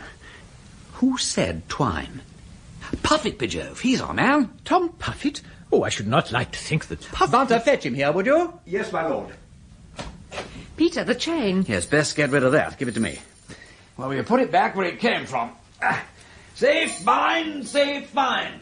As Mr. Puffit is so fond of observing. There's a ledge, I suppose? Yes, there is. If Noakes had kept his chimney swept, his murderer might have been safe. I really don't know what to think. Dear, oh dear. Did you want me, my lord? Yes, Puffit. When you were cleaning up this room on Wednesday morning after we loosened the soot, do you remember picking up a piece of string from the floor? String? Now, if it's string you're looking for, I reckon you've come to the right place for it. Yes, I picked up a piece of string off this very floor. A good thick piece, about a yard long, without any knots. But whether A yard long? Well, it must have been longer than that. No, not the string. There was a rare good piece of black fishing line, maybe 20 feet or so. But it's string you're looking for, isn't it? I made a mistake. I ought, of course, to have said fishing line. Well, naturally it'd be fishing line. And black. It had to be. Have you got that on you? Oh, it's fishing line you're after. Well, why didn't you say so? Safe, fine, safe, fine. Thank you. Yes, that's it. And this had held a 20-pound salmon. And there's a sinker at each end. Well, of course there would be, naturally. Now, Bunter. My lord. Take this line. That's it. Now, thread it through one of the rings at the lip of the brass pot. Here? Yes, that one will do. Good. Now, bring the two ends with their sinkers together and pass the double line over the hook in the ceiling. Very good, my lord. Hooks in the ceiling, chains in the chimney. I always said as Mr. Noakes was up... Thank you, Mr. Puffit. You have been most helpful. Oh, right. Safe, fine, as I always says. I passed the line over the hook, my lord. Oh, I see now. Oh, Peter, how horrible. Right, Bunter. Now come down the steps. Yes, Lord. Take care you don't foul the line. Well, I really can't see why anyone could... Now haul up until the pot is pulled up against the ceiling. It's all right. The plant won't fall out. It's a dead tight fit. Now haul away steady. It must weigh getting on for 14 pounds. Yes, I can see. How did you come not to notice its weight when you and Kirk were examining it? It's been loaded with something. Lead shot by the feel of it, my lord. Then this must have been planned some time ago. So that's how a woman could have broken a tall man's head. A woman with strong hands. Or anybody. Oh, good gracious, do you mean to say that somebody stood here and released the cactus pot so that it swung down and struck poor Mr. Noakes on the head? Oh, how dreadful. They needn't have been in the room at all, Padre. Anybody could have done it. Anybody with a cast-iron alibi. I think that is as high as it'll go, my lord. Harriet, would you kindly open the lid of the wireless cabinet? Thank you. Now, Bunter, bring the two ends of the line to the cabinet and bring the lid down slowly on the line and see if the sinkers will hold firm against the flange. Very good, my lord. And for God's sake, be careful, man. Stand out of the way, Padre. The spring catch on the lid appears to hold up to the strain, my lord. Good. Now stand back. Nobody go near that wireless cabinet. Peter, there's someone at the window. Oh, good gracious, it's Superintendent Kirk and young Sellen. Whatever are they doing there? Open the window, Bunter. Very good, my lord. My lord, I never told you no lie. You can see the clock from the window. That's right, 12:30, plain as a pikestaff. Hello, they took the cactus down. No, they haven't. The cactus is still there. You better come along in, Superintendent, but come in quietly. You may have to make an arrest. Oh, do be careful, Peter. Are you quite sure it won't come down? Not unless someone opens the cabinet lid for the BBC's 12:30 gramophone orgy. But for God's sake, Padre, stand away from that lid. Oh, well, I was only looking more closely at the string. You can't see it at all against the panelling, you know. It's most remarkable. It's being so black and so fine, I suppose. That is the idea of fishing line. I'm sorry I shouted, but do keep back in case of accident. Do you realize that you are the one person in this room who isn't safe? If that line slips, the pot will sail down in an arc directly towards where you're standing. Oh, my goodness, yes, I see what you mean, yes. Yes, that's a safer spot. Rather the table lamp than you, Padre. Here's the police. Oh, Mrs. Ruddle, why don't you go to the kitchen and sort out... What all the fusses is going on in here, eh? Yeah, that's a funny place to want to put the cactus plant. What's going on, my lord? Now, don't touch that cabinet, Superintendent, nor you, Mrs. Ruddle, or I won't answer for the consequences. Well, I never. I fancy, Inspector, that is where the cactus was at 9:05 p.m. last Wednesday week. So that's why I could see the clock. That's right, Selden. This is what is called reconstructing the crime. A crime, eh? You wanted a blunt instrument that could strike a tall man from above and behind? Well, there it is. The brass pot of the cactus plant. With the power we put behind it, that'd break the skull of an ox. Pretty, but I'd like a bit of proof. There weren't no blood nor hair on that there pot. Oh, of course not. It was wiped. When and how, Harriet? The day before yesterday. You reminded us only just now. On Wednesday morning, under our very eyes, while we all sat around and watched. That's how, Peter, that's how. Yes, that is how. And now we know how, we know who. Well, thank God we know something at last. Well, you mean that when Frank Crutchley watered the cactus and wiped that pot... Oh, that's a dreadful conclusion to come to. Frank Crutchley is one of my own choirmen. Crutchley, now we're getting at it. He had his grudge about the £40, and he thought he'd get even with the old man and marry the heiress. 2 birds with 1 blunt instrument, eh? But he's marrying Pauline Mason. He came round about the banns this morning. That's a rather sad story, Mr. Goodacre. He was secretly engaged to Miss Twitterton. Do you think they were in it together, my lord? I couldn't find your fountain pen anywhere, Lord Peter. I do hope... Good gracious. What an extraordinary thing. However did Uncle's cactus get up there? Oh, Miss Twitterton, don't go near the wireless cabinet. Come and sit over here. But I don't understand. No, Superintendent, they were not in it together. Now, let's get this clear, my lord. How exactly do you make out he worked it? If that trap was set like that on the night of the murder, when Crutchley left at 6:20... Oh, dear. Then when Noakes came in, as he always did at 9:30 to turn on the wireless for the news bulletin... Which he did, regular as clockwork. Thank you, Mrs. Ruddle, which he did as regular as clockwork. Peter, I've thought of an objection. Could anybody, even by candlelight, walk right up to that cabinet without noticing that the cactus wasn't there? I think so. All right, George. I'll get it and lock it up for you. Crutchley, what are you doing here? Key of the wireless cabinet, my lord. Look, don't lift that lid! Now, Crutchley. You devil! You damn cunning devil! How do you know I done it? I'll have the throat out of you! Get him, Selden! Hold him! Hold him, that's enough, Let me Crutchley. go, blast you! Let me get at him! So you set a trap for me, did you? Well, I killed him! The old brute cheated me!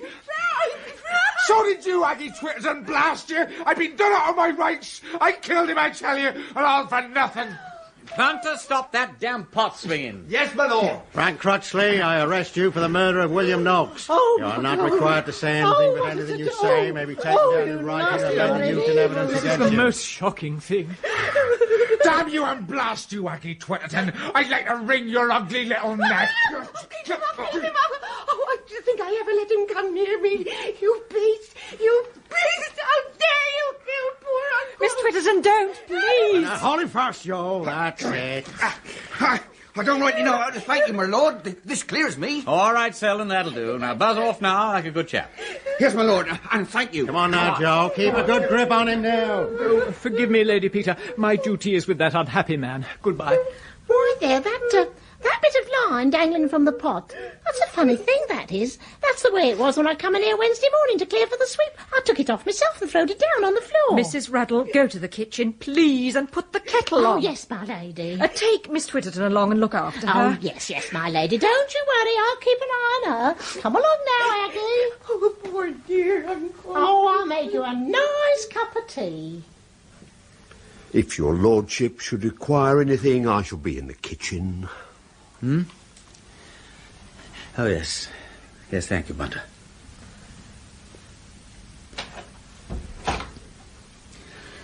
Peter? Come and hold my hand, Harriet. This part of the business always gets me down. Oh, damn. Dearest, don't. It's a merciful death compared with most natural ones. It's only the waiting and the knowing beforehand. I got permission to see a hanging once. I thought I'd better know. But it hasn't cured me of meddling. If you hadn't meddled, it might have been Joe Selden or Aggie Twitterton. Yes, I know that. If you hadn't meddled 6 years ago, it would almost certainly have been me. If it hadn't been for that, we shouldn't be here. We should never have seen one another. Everything wrong and wretched then, and out of it all I've somehow got you. What can one make of that? Oh, God. There seems to be no sense in it all. You're cold. Come nearer the fire. Oh, no, it's not cold. It's my rotten nerves. This is damnable for you too, of course, I know that. Before, at times like this, I've always wanted to be alone. I'm like that, too. I like to crawl away and hide in a corner. You are my corner, and I've come to hide.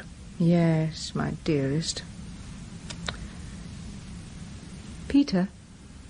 Will you want to get rid of this house now? Get rid of it? Certainly not. Oh, Peter, I'm so glad. While I live, no owner but ourselves shall ever set foot in it.